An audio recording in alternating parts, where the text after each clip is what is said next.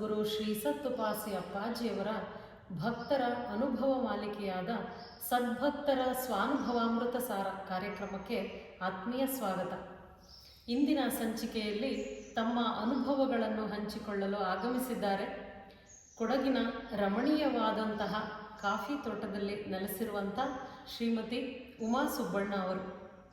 ಈ ಭಕ್ತರು ಸುಮಾರು 27 ವರ್ಷಗಳಿಂದಲೂ ಸದ್ಗುರುವಿನ ಸಂಪರ್ಕದಲ್ಲಿದ್ದು ಇಂದಿನವರೆಗೆ ಗುರು ಕೃಪೆಯಿಂದ ತಮ್ಮ ಜೀವನದಲ್ಲಿ ಅನುಭವಿಸಿದ ಕೃಪೆ, ಬದಲಾವಣೆಗಳು, ಆ ಪರಿವರ್ತನೆಯ ಗಾಳಿ ತಮ್ಮನ್ನು ಯಾವ ರೀತಿಯಾಗಿ ಅಂತರಂಗದಲ್ಲಿ ಸಂಪನ್ನತೆಯನ್ನು ತಂದುಕೊಟ್ಟಿದೆ ಎಂದು ತಮ್ಮ ಅನುಭವಗಳನ್ನು ಹಂಚಿಕೊಳ್ಳಲು ಆಗಮಿಸಿದ್ದಾರೆ.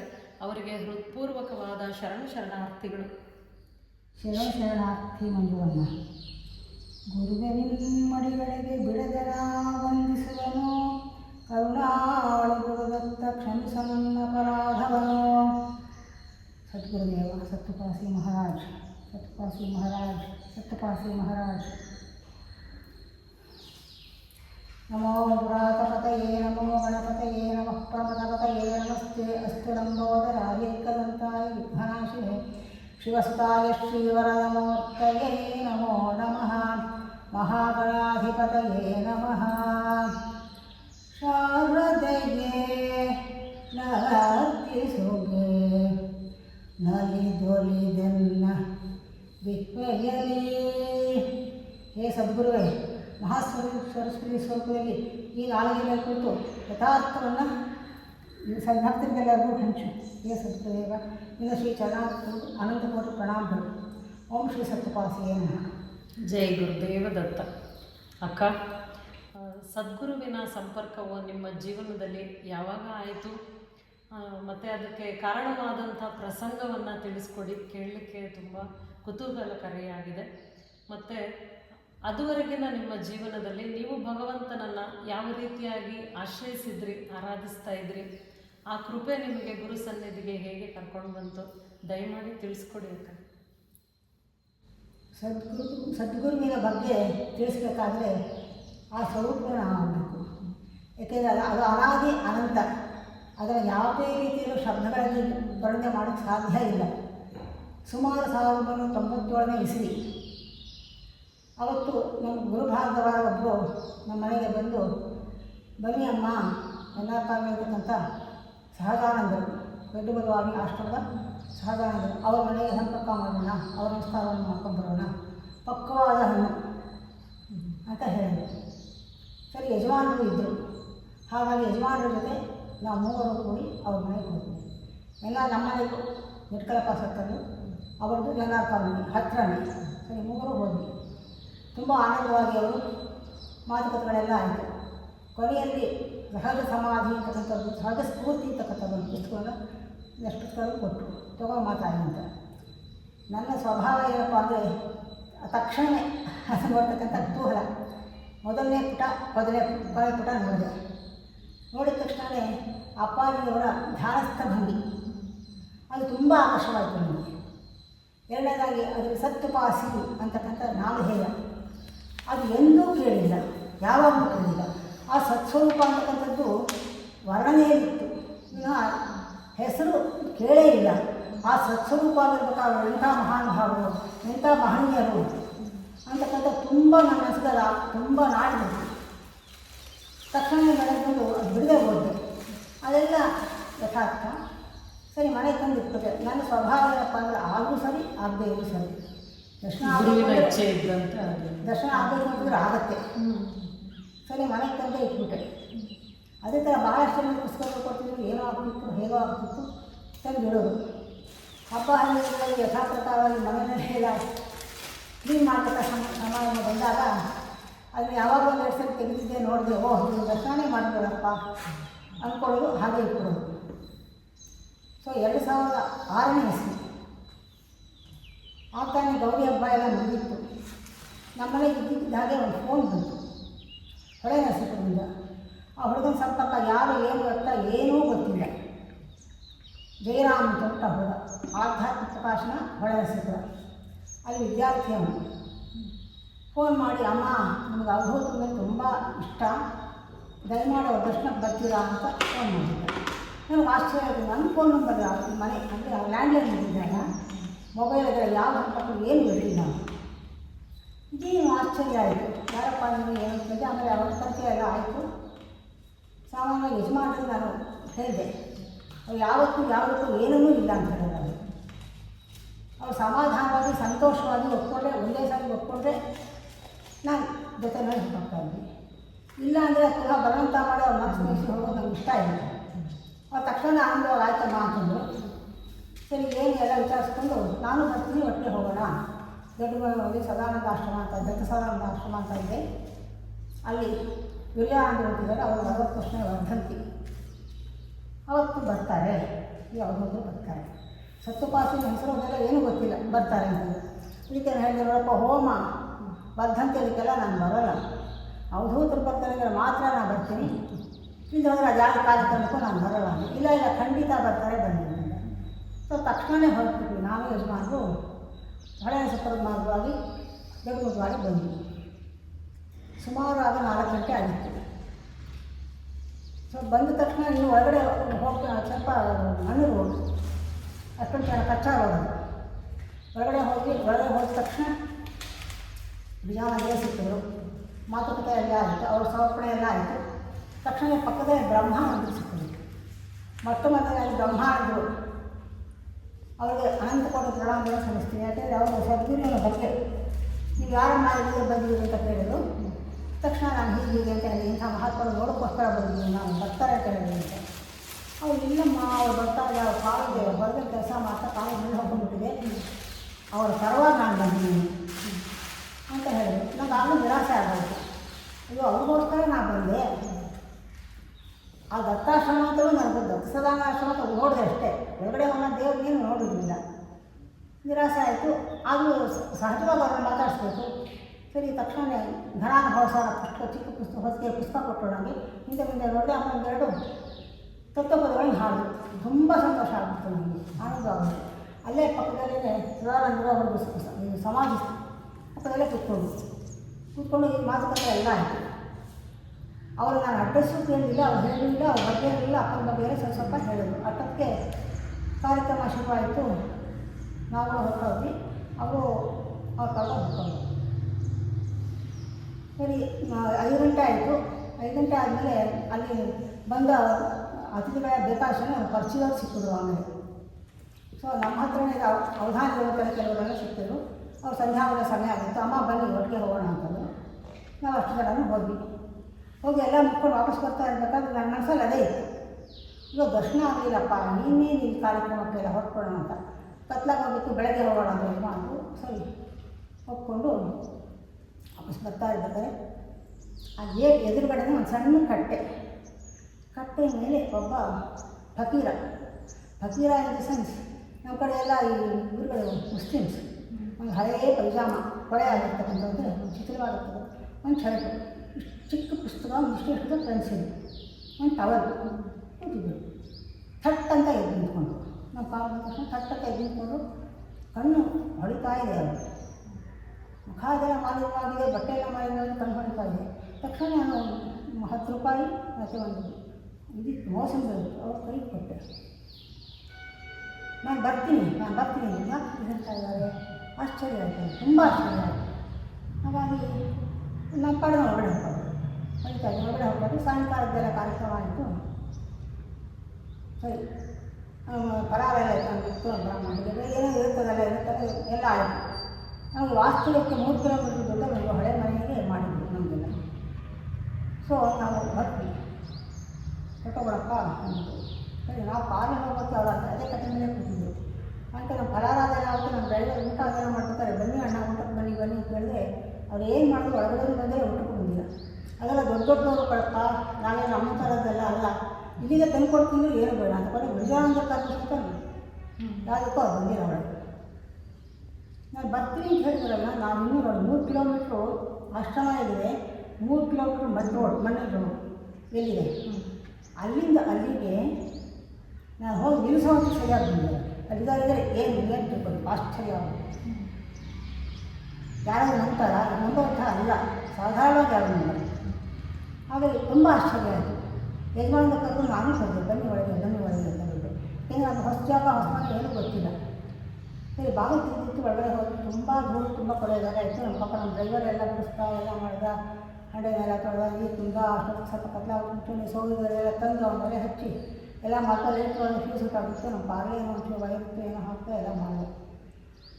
ನಮ್ಮ ಪಾಪ ನಿಂತಿದ್ರು, ಬನ್ನಿ ಒಳಗೆ ಅಂತ ಹೇಳಿದ್ರೆ ಆ ಸೋಫಾ ಮೇಲೆ ಒರೆಸಿ ಎಲ್ಲರೂ ಮಾಡಿ ಕೂತ್ಕೊಂಡಿದ್ರು. ಏನು ಮಾಡೋದು ಕೂತ್ಕೊಂಡಿಲ್ಲ. ನೀನು ಕೂತ್ಕೊಳ್ಳಮ್ಮ, ಆ ಒತ್ತಡಗಳೇ ಕೂತ್ಕೊಂಡು ನಾನು ಖುಷಿ ಎಷ್ಟು ಹೇಳಿದ್ರು ಕೇಳಿಲ್ಲ. ಇಡೀ ರಾತ್ರಿ ಸುಮಾರು 9:30ಯಿಂದ 2:30 ತನಕ ನಾನ್ ಸ್ಟಾಪ್ ಮಾತಾಡ್ತಾರೆ. ಯಾವ್ದು ಭಗವದ್ಗೀತೆ ಕೇಳ್ತೀರಾ, ಯಾವ ಭಾಗವತ ಕೇಳ್ತೀರಾ, ಯಾವ ಉಪನಿಷತ್ ಕೇಳ್ತೀರಾ, ಪ್ರತಿಯೊಂದರೂ ಅವ್ರು ಹೇಳ್ತಾ ಇದ್ರು ನಾನು ಕೇಳ್ತಾ ಇದ್ದೆ. ಸುಮ್ಮನೆ ಅವ್ರು ಹೇಳ್ತಾ ಇದ್ರು ನಾನು ಕೇಳ್ತಾ ಇದ್ದೆ. ತುಂಬ ಆನಂದ ಆಗಿತ್ತು. ನಾನು ಮೈಕಲ್ಲಿ ಎಚ್ಚರನೇ ಇಲ್ಲ. ಆ ಥರ ಅಂದರೆ ಇನ್ವಾಲ್ವ್ ಅಂತ ಏನು ಹೇಳ್ತೀವಿ ಅವರು ಹಾಗೆ ಸಂಪೂರ್ಣವಾಗಿ ಮುಳುಗೋಗ್ಬಿಟ್ಟಿದ್ದೆ ನಾನು. ಅವ್ರು ಹೇಳಿದರು, ನಾನೇನು ತಿರುಪತಿಗೆ ಹೋಗ್ಬೇಕಾಗಿಲ್ಲಮ್ಮ, ವೆಂಕಟರಮಣ ಸ್ವಾಮಿ ನನ್ನ ಹತ್ರನೇ ಬರ್ತಾರೆ, ಪದ್ಮಾವತಿ ಸ್ವಾಮಿ ನನ್ನ ಹತ್ರನೇ ಬರ್ತಾರೆ, ಹಿಂಗೆ ಶಾರದೆ ನೋಡಬೇಕಾಗಿಲ್ಲಮ್ಮ, ಅವಳೇ ನನ್ನ ಹತ್ರ ಬರ್ತಾರೆ, ಮಲ್ಲಿಕಾರ್ಜುನ ಭಗವಾನ್ ಕೊಟ್ಟಿದ್ದಾಳಮ್ಮ, ಅವಳೇ ನನ್ನ ಹತ್ರ ಬರ್ತಾರೆ. ನಂಗೆ ತುಂಬ ಸಂತೋಷ ಆಯಿತು. ಯಜಮಾನ್ 2-3 ಸರಿ ಬಂದ್ಕಂದ್ರು, ಏನಾದ್ರು ತೊಂದರೆ ಕೊಡ್ತಾ ಇದೆಯಾ, ನೀನು ಸ್ವಲ್ಪ ನನ್ನ ಸಮಯ ಯಾರು ಮಾತಾಡ್ತಾನೇ ಇರ್ತೀನಿ ನಾನು. ಹಾಗಾಗಿ ಬಾಬಾ ಒಳಗೆ ಅವನು ಮಲ್ಕೊಳ್ಳೋದು, ಬೆಡ್ಶೀಟು ಮತ್ತು ತಿಂಗಳು ಕೊಡು ಹೋಗುವಂತು ಅಂತ ಹೇಳಿದ್ರು. ಅವ್ರು ಮಲ್ಕೊಳ್ಳೋದು, ನಾನು ಏನು ಮಾಡೋದು ಮಲ್ಕೊಳ್ಳೋದು, ಏನು ಮಾಡೋದು ನನಗೆ ಗೊತ್ತಾಗಲಿಲ್ಲ. 2:30 ಆಗಿತ್ತು. ಸರಿ ಆಮೇಲೆ ನಾನು ಎದ್ದಿದ್ದೆ ಸ್ನಾನ ತಗೋಣ ಅಂತಂದ್ಬಿಟ್ಟು. ಅವ್ರು ಆಚೆ ಬಂದು 2-3 ಮೆಟ್ಲಿತ್ತು. ಆ ಮೆಟ್ಲ ಮೇಲೆ ಸೀದಾ ಟವಲ್ ಸುತ್ಕೊಂಡ್ಬಿಟ್ಟು ಆ ಮೆಟ್ಲ ಮೇಲೆ ಬರ್ಕೊಂಡ್ಬಿಟ್ಟು ನಾನು ನನಗೆ ಏನು ಮಾಡಬೇಕು ಒಳಗಡೆ ಸ್ನಾನ ಮಾಡಿ ಅನುಷ್ಠಾನದೆಲ್ಲ ಮುಗಿಸ್ಕೊಳ್ಳೋ ಹೊತ್ತು ಹೆಚ್ಚು ಕಮ್ಮಿ 4:30 5 ಗಂಟೆ ಸಮಯ ಆಯಿತು. ಆಚೆ ಯಜಮಾನರು ಸ್ನಾನ ಮಾಡಿಬಿಟ್ಟು ಸರಿ ಹೊರಡೋಣ ಅಂತ ಬಂದರೆ ಆಚೆ ಕಾಣಲಿಲ್ಲ ಅವರು, ಅಷ್ಟೊತ್ತು ಇರಲೇ ಇರಲಿಲ್ಲ ಅವರು. ನನಗೆ ಅಷ್ಟೊತ್ತಿಗೆ ಸ್ವಲ್ಪ ಅಭ್ಯಾಸ ಇತ್ತು, ನಿಜವಾದ ಶಬ್ದ ಮತ್ತು ಊಟವಾದ ಅದೆಲ್ಲ ಸ್ವಲ್ಪ ನೋಡಿ ಅಭ್ಯಾಸ ಇತ್ತು. ಮನೆಗಳಿಗೆ ಸ್ವಲ್ಪ ಸಾಧುಗಳೆಲ್ಲ ಬರ್ತಿದ್ದ ಸ್ವಲ್ಪ. ಸೊ ಹಾಗಾಗಿ ನಮ್ಮ ಹರೀಶ ಇದೆ ಮಕ್ಕಳಿಗೆಲ್ಲ ಆಶ್ರಮದವರು ತುಂಬ ಪ್ರಿಯ. ನಮ್ಮ ಹಳೆ ಪ್ರಿಯರು ತುಂಬ ಇಷ್ಟ ಅದೆಲ್ಲ. ಸೊ ಹರೀಶ ಅವರೆಲ್ಲರೂ ಸಿಕ್ಕಿದ್ರೆ ಒಟ್ಟಿಗೆಲ್ಲ ಕೊಡಿಸೋ, ಅವ್ರು ನೋಡೋ ಒಂಚೂರು ಅವ್ರು ಕರ್ಕೊಂಡು ಹೋಗೋ ಅಂತ ಹೇಳ್ಬಿಟ್ಟು ಟಂಕಾಳನ್ನ ದೇವಸ್ಥಾನದ ಒಳಗಡೆ ಹೊರಟೋದು. ಹೊರಗಡೆ ಹೋದರೆ ಅಲ್ಲಿ ಅವ್ರ ಸಿಕ್ಕಿದ್ರು, ನೀವು ರುದ್ರ ಹೇಳಿ ಅಂತ ಹೇಳಿದ್ರು. ಸೊ ಅವ್ರ ಜೊತೆ ಸೇರ್ಕೊಂಡು ರುದ್ರ ಹೇಳಿದೆ. ಹೇಳಾದ ತಕ್ಷಣ ಏನಪ್ಪ ಅದು ನಾವು ಹೊರಡ್ತೀವಿ, ಅವರು ಗುರುಗಳಿಗೂ ಹೇಳಿಲ್ಲ ಹೊರಡ್ತೀವಿ. ಅಷ್ಟೊತ್ತಿಗೆ ಸುಮಾರು 9 ಗಂಟೆ ಆಗಿತ್ತು. ನಮ್ಮ ಡ್ರೈವರ್ಗೆ ಅಲ್ಲಿ ಅವ್ನು ಸ್ವಲ್ಪ ಸಿಗರೇಟ್ ಬಿಡಿಸೋ ಅಭ್ಯಾಸ ನನಗೆ. ಅಲ್ಲಿ ಸಣ್ಣ ಟೀ ಅಂಗಡಿ ಇತ್ತು. ಆ ಟೀ ಕುಡಿಯೋಕ್ಕೆ ಅಂತ ಹೋಗಿಲ್ಲ ನಾನು. ಅಲ್ಲಿ ಅವ್ರು ಸಿಕ್ಕಿದ್ದಾರೆ. ಸಿಕ್ಕಿದ ತಕ್ಷಣ ಬನ್ನಿ ಅಣ್ಣ ಟೀ ಕುಡಿಯೋಣ ಅಂತ ಹೇಳಿದ್ರೆ ಟೀ ಕುಡಿದಿದ್ದಾರೆ. ಕುಡಿದ ತಕ್ಷಣ ನೀವು ಎಲ್ಲಿಯವರು, ನಿಮ್ಗೆ ಏನು ಬೇಕು ಹೇಗೆ ಅಂತೆಲ್ಲ ಕೇಳಿದಾಗ, ನಂದೇನಪ್ಪ ಇಲ್ಲಿರ್ತೀನಿ, ಈಗ ಮುಂದಕ್ಕೆ ಹೋಗ್ತೀನಿ, ನೀವು ಹೇಗೆ ಹೋಗ್ತೀರಾ, ಏನು ಮಾಡ್ತಾರೆ, ಲಾರಿಯಾದ್ರೂ ಸರಿ ಬಸ್ಸಾದ್ರೂ ಸರಿ ಯಾವುದಾದ್ರು ಸರಿ ಏನು ತಿಳಿಸ್ತಾರೋ ಎಲ್ಲಿ ತಗೊಂಡು ನಿಲ್ಲಿಸ್ತಾರೋ ಅದನ್ನ ಹೋಗ್ತಾರೋ ಅಲ್ಲಿ ಮುಂದಕ್ಕೆ ಹೋಗ್ತಾರೆ. ಹಾಗೆ ಹೇಳಿದ್ದಾರೆ. ಅವ್ರು ಹೋಗೋಕ್ಕೆ ಮುಂಚೆ ಅಂದರೆ ಕಾರೇ ಬೆಳಗ್ಗೆ ಹೋಗೋಕ್ಕೆ ಮುಂಚೆ ಒಂದು ಮಾತು ಹೇಳಿದ್ರು, ನಾನು ಮನೆಗೆ ಬರ್ತೀನಿ ಅನ್ನೋ ಮಾತು ಹೇಳಿದ್ರು. ಅಡ್ರೆಸ್ ಕೇಳಿಲ್ಲ, ಏನು ಕೇಳಿಲ್ಲ, ಏನು ಗೊತ್ತಿಲ್ಲ ನನಗೂ. ಇಲ್ಲಿ ಅಡ್ರೆಸ್ ಗೊತ್ತಿಲ್ಲ, ಏನು ಗೊತ್ತಿಲ್ಲ, ಏನೂ ಇಲ್ಲ. ಅಷ್ಟೇ ಸ್ಟಾಪ್. ಅಲ್ಲಿ ಮುಗಿದೋಯ್ತು. ಗಾಳಿ ಬಿದ್ದಕ್ಕೆ ಅವನಂತೂ ಹುಚ್ಚಾಗ್ಬಿಟ್ಟಿದ್ದ. ಅವನು ಹೇಳ್ದ, ಟೀ ಕುಡಿದು ಒಂದು ಸ್ವಲ್ಪ ಹೊತ್ತಿಗೆ ಅವನ ತಿರುಗಿ ಇನ್ನೊಂದು ಸರಿ ಟೀ ಕುಡಿಯೋ ಹೊತ್ತಿಗೆ ಒಂದು ಅಷ್ಟು ದೂರ ಹೋಗಿದ್ರೆ ಅದಿಲ್ಲ. ಎಲ್ಲ ಸುತ್ತಮುತ್ತ ಎಲ್ಲ ನೋಡಿದ್ದಾನೆ, ಎಲ್ಲೂ ಕಾಣ್ತಿದ್ದ.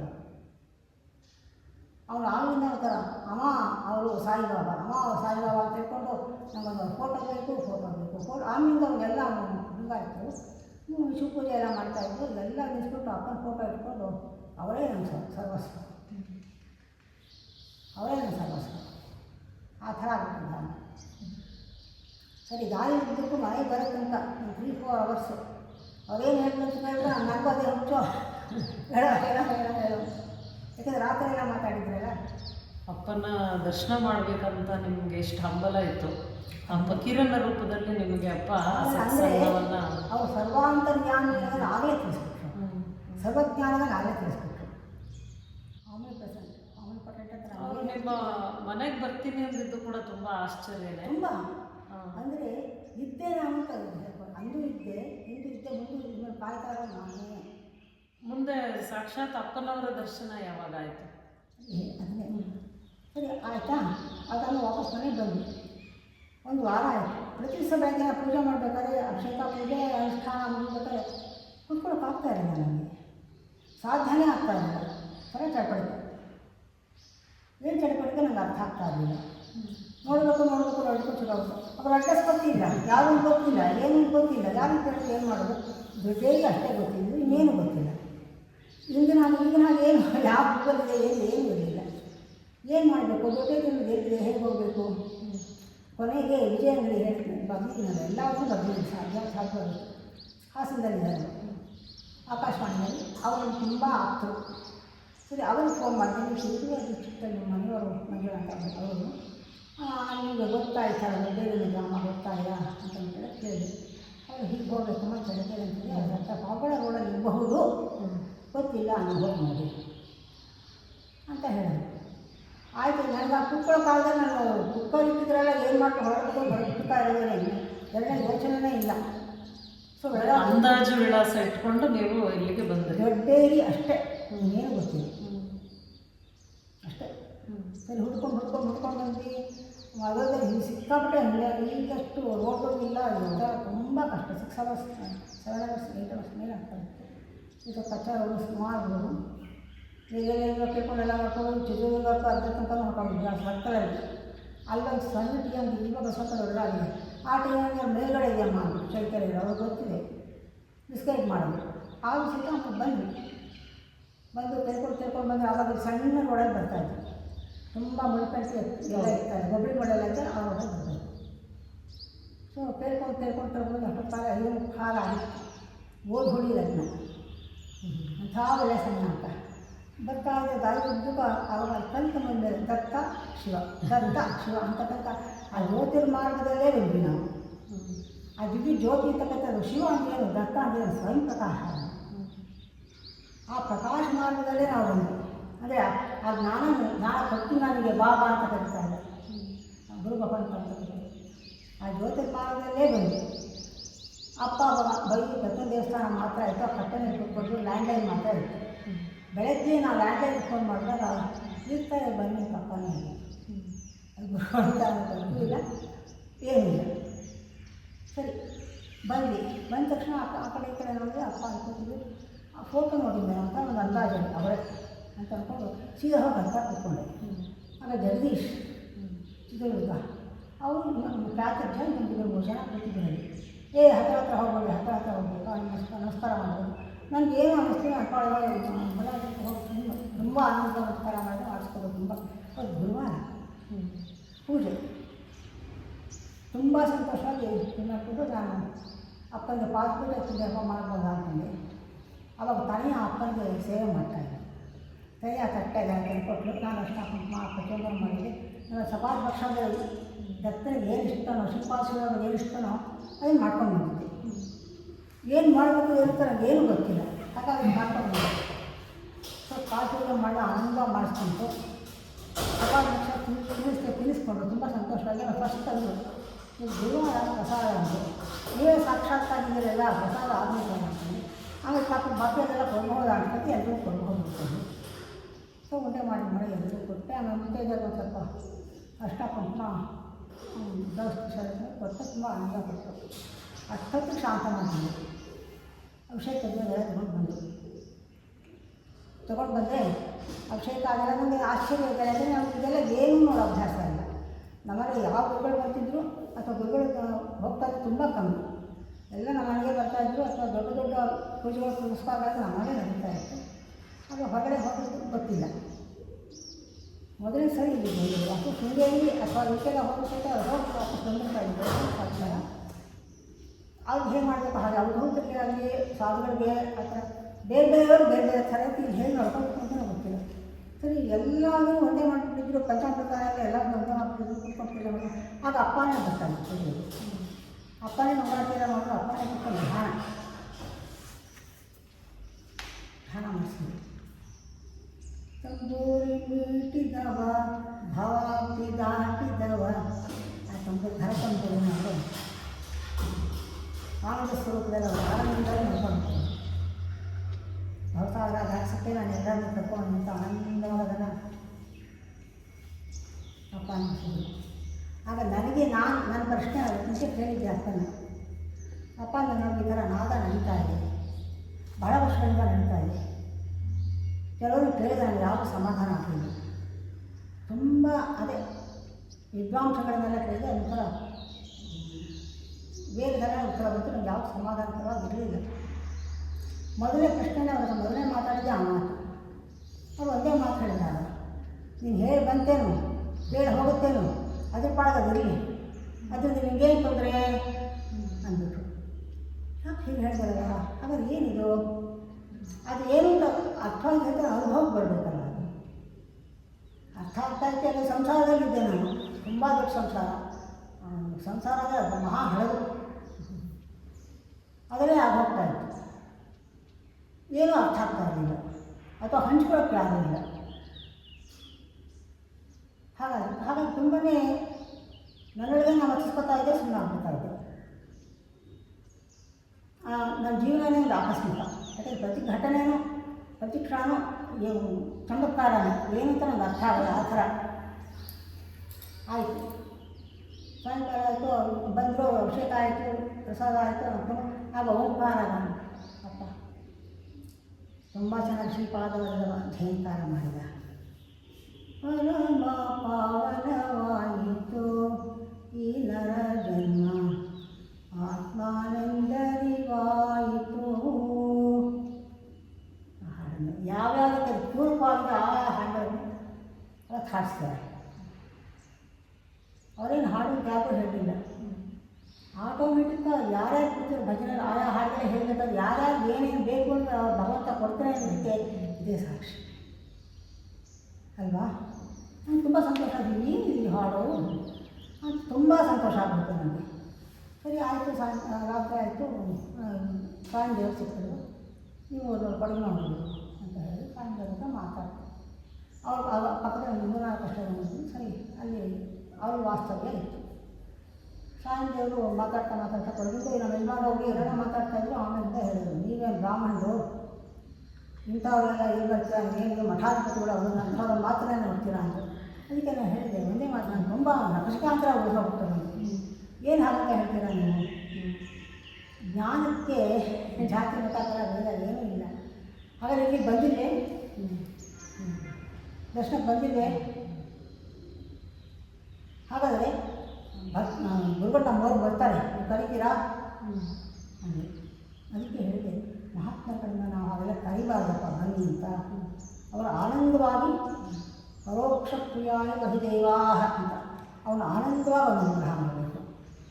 ಅವರಾಗ ಬರಬೇಕು, ನಾವು ಕರಿಬಾರ್ದು. ಕರೀಲಿ ಏನಲ್ಲ ಗುರುಗಳು ಅಂತಂದು ಆಯಿತು ಅಂತಂದು ಅಂದೆ. ಸರಿ, ರಾತ್ರಿ ಆಗೋದು. ಅಥವಾ ಬೆಳಗ್ಗೆ ಸ್ನಾನ ಅನುಷ್ಠಾನ ಅಪ್ಪನ ಕಲ್ಕೊಂಡು ಅನುಷ್ಠಾನ ಮಾಡಿಕೊಂಡು ಎಲ್ಲ ಆಯಿತು. 7 ಗಂಟೆ ಹೊತ್ತು ಅಪ್ಪ ಆಗಿದ್ದು ಈ ಥರ ಹೇಳ್ತಾ ಇದ್ದಾರೆ, ಬನ್ನಿ ಆಯ್ತು ನಾನು ಬರ್ತೀನಿ ಅಂತಂದು. ನನಗೆ ಯಾವ್ದು ಬರ್ತಾರೆ ಏನು ಬರ್ತಾರೆ ನಾನು ಕೇಳಿಲ್ಲ, ಅವ್ರು ಹೇಳಿಲ್ಲ, ಏನು ಬರ್ತಾರೆ ನನಗೇನು ಗೊತ್ತೂ ಇಲ್ಲ. ಮತ್ತು ನೋ ಕಮ್ಯುನಿಕೇಷನ್. ಸೊ ಮನೆಗೆ ಹೊರಟೋದ್ವಿ ನಾವು. ಒಂದು ವಾರ 10 ದಿವಸ ಕಳೆದಿರೋದು. ಬೆಳಗಿನ ಜಾವ 3:30 ಸೋಮವಾರ ಹಾಸನದಿಂದ ಫೋನ್ ಬರ್ತಾಯಿದೆ. ಅದಕ್ಕೆ ಆಗ ಟ್ರಂಕ್ ಕಾರ್ ಬುಕ್ ಮಾಡಬೇಕು, ತುಂಬ ಕಷ್ಟ ಇತ್ತು. ಫೋನ್ ಬುಕ್ ಮಾಡಬೇಕು. ಈ ಥರ ನಾವು ಬರ್ತಾಯಿದ್ದೀವಿ ನಿಮ್ಮ ಮನೆಗೆ ಬರ್ತಾಯಿದ್ದೀವಿ, ಯಾರು ಬರ್ತಾರೆ, ಎಷ್ಟು ಜನ ಬರ್ತಾರೆ, ಹೇಗೆ ಬರಬೇಕು, ಏನು ಬರಬೇಕು, ಏನೂ ಗೊತ್ತಿಲ್ಲ ಆಗಿದ್ದರೆ ಏನು ಮಾಡಬೇಕು. ನಾವು ನಮ್ಮ ಪ್ರಕಾರವಾಗಿ ನಾವು ಮಾಡ್ತೀವಿ.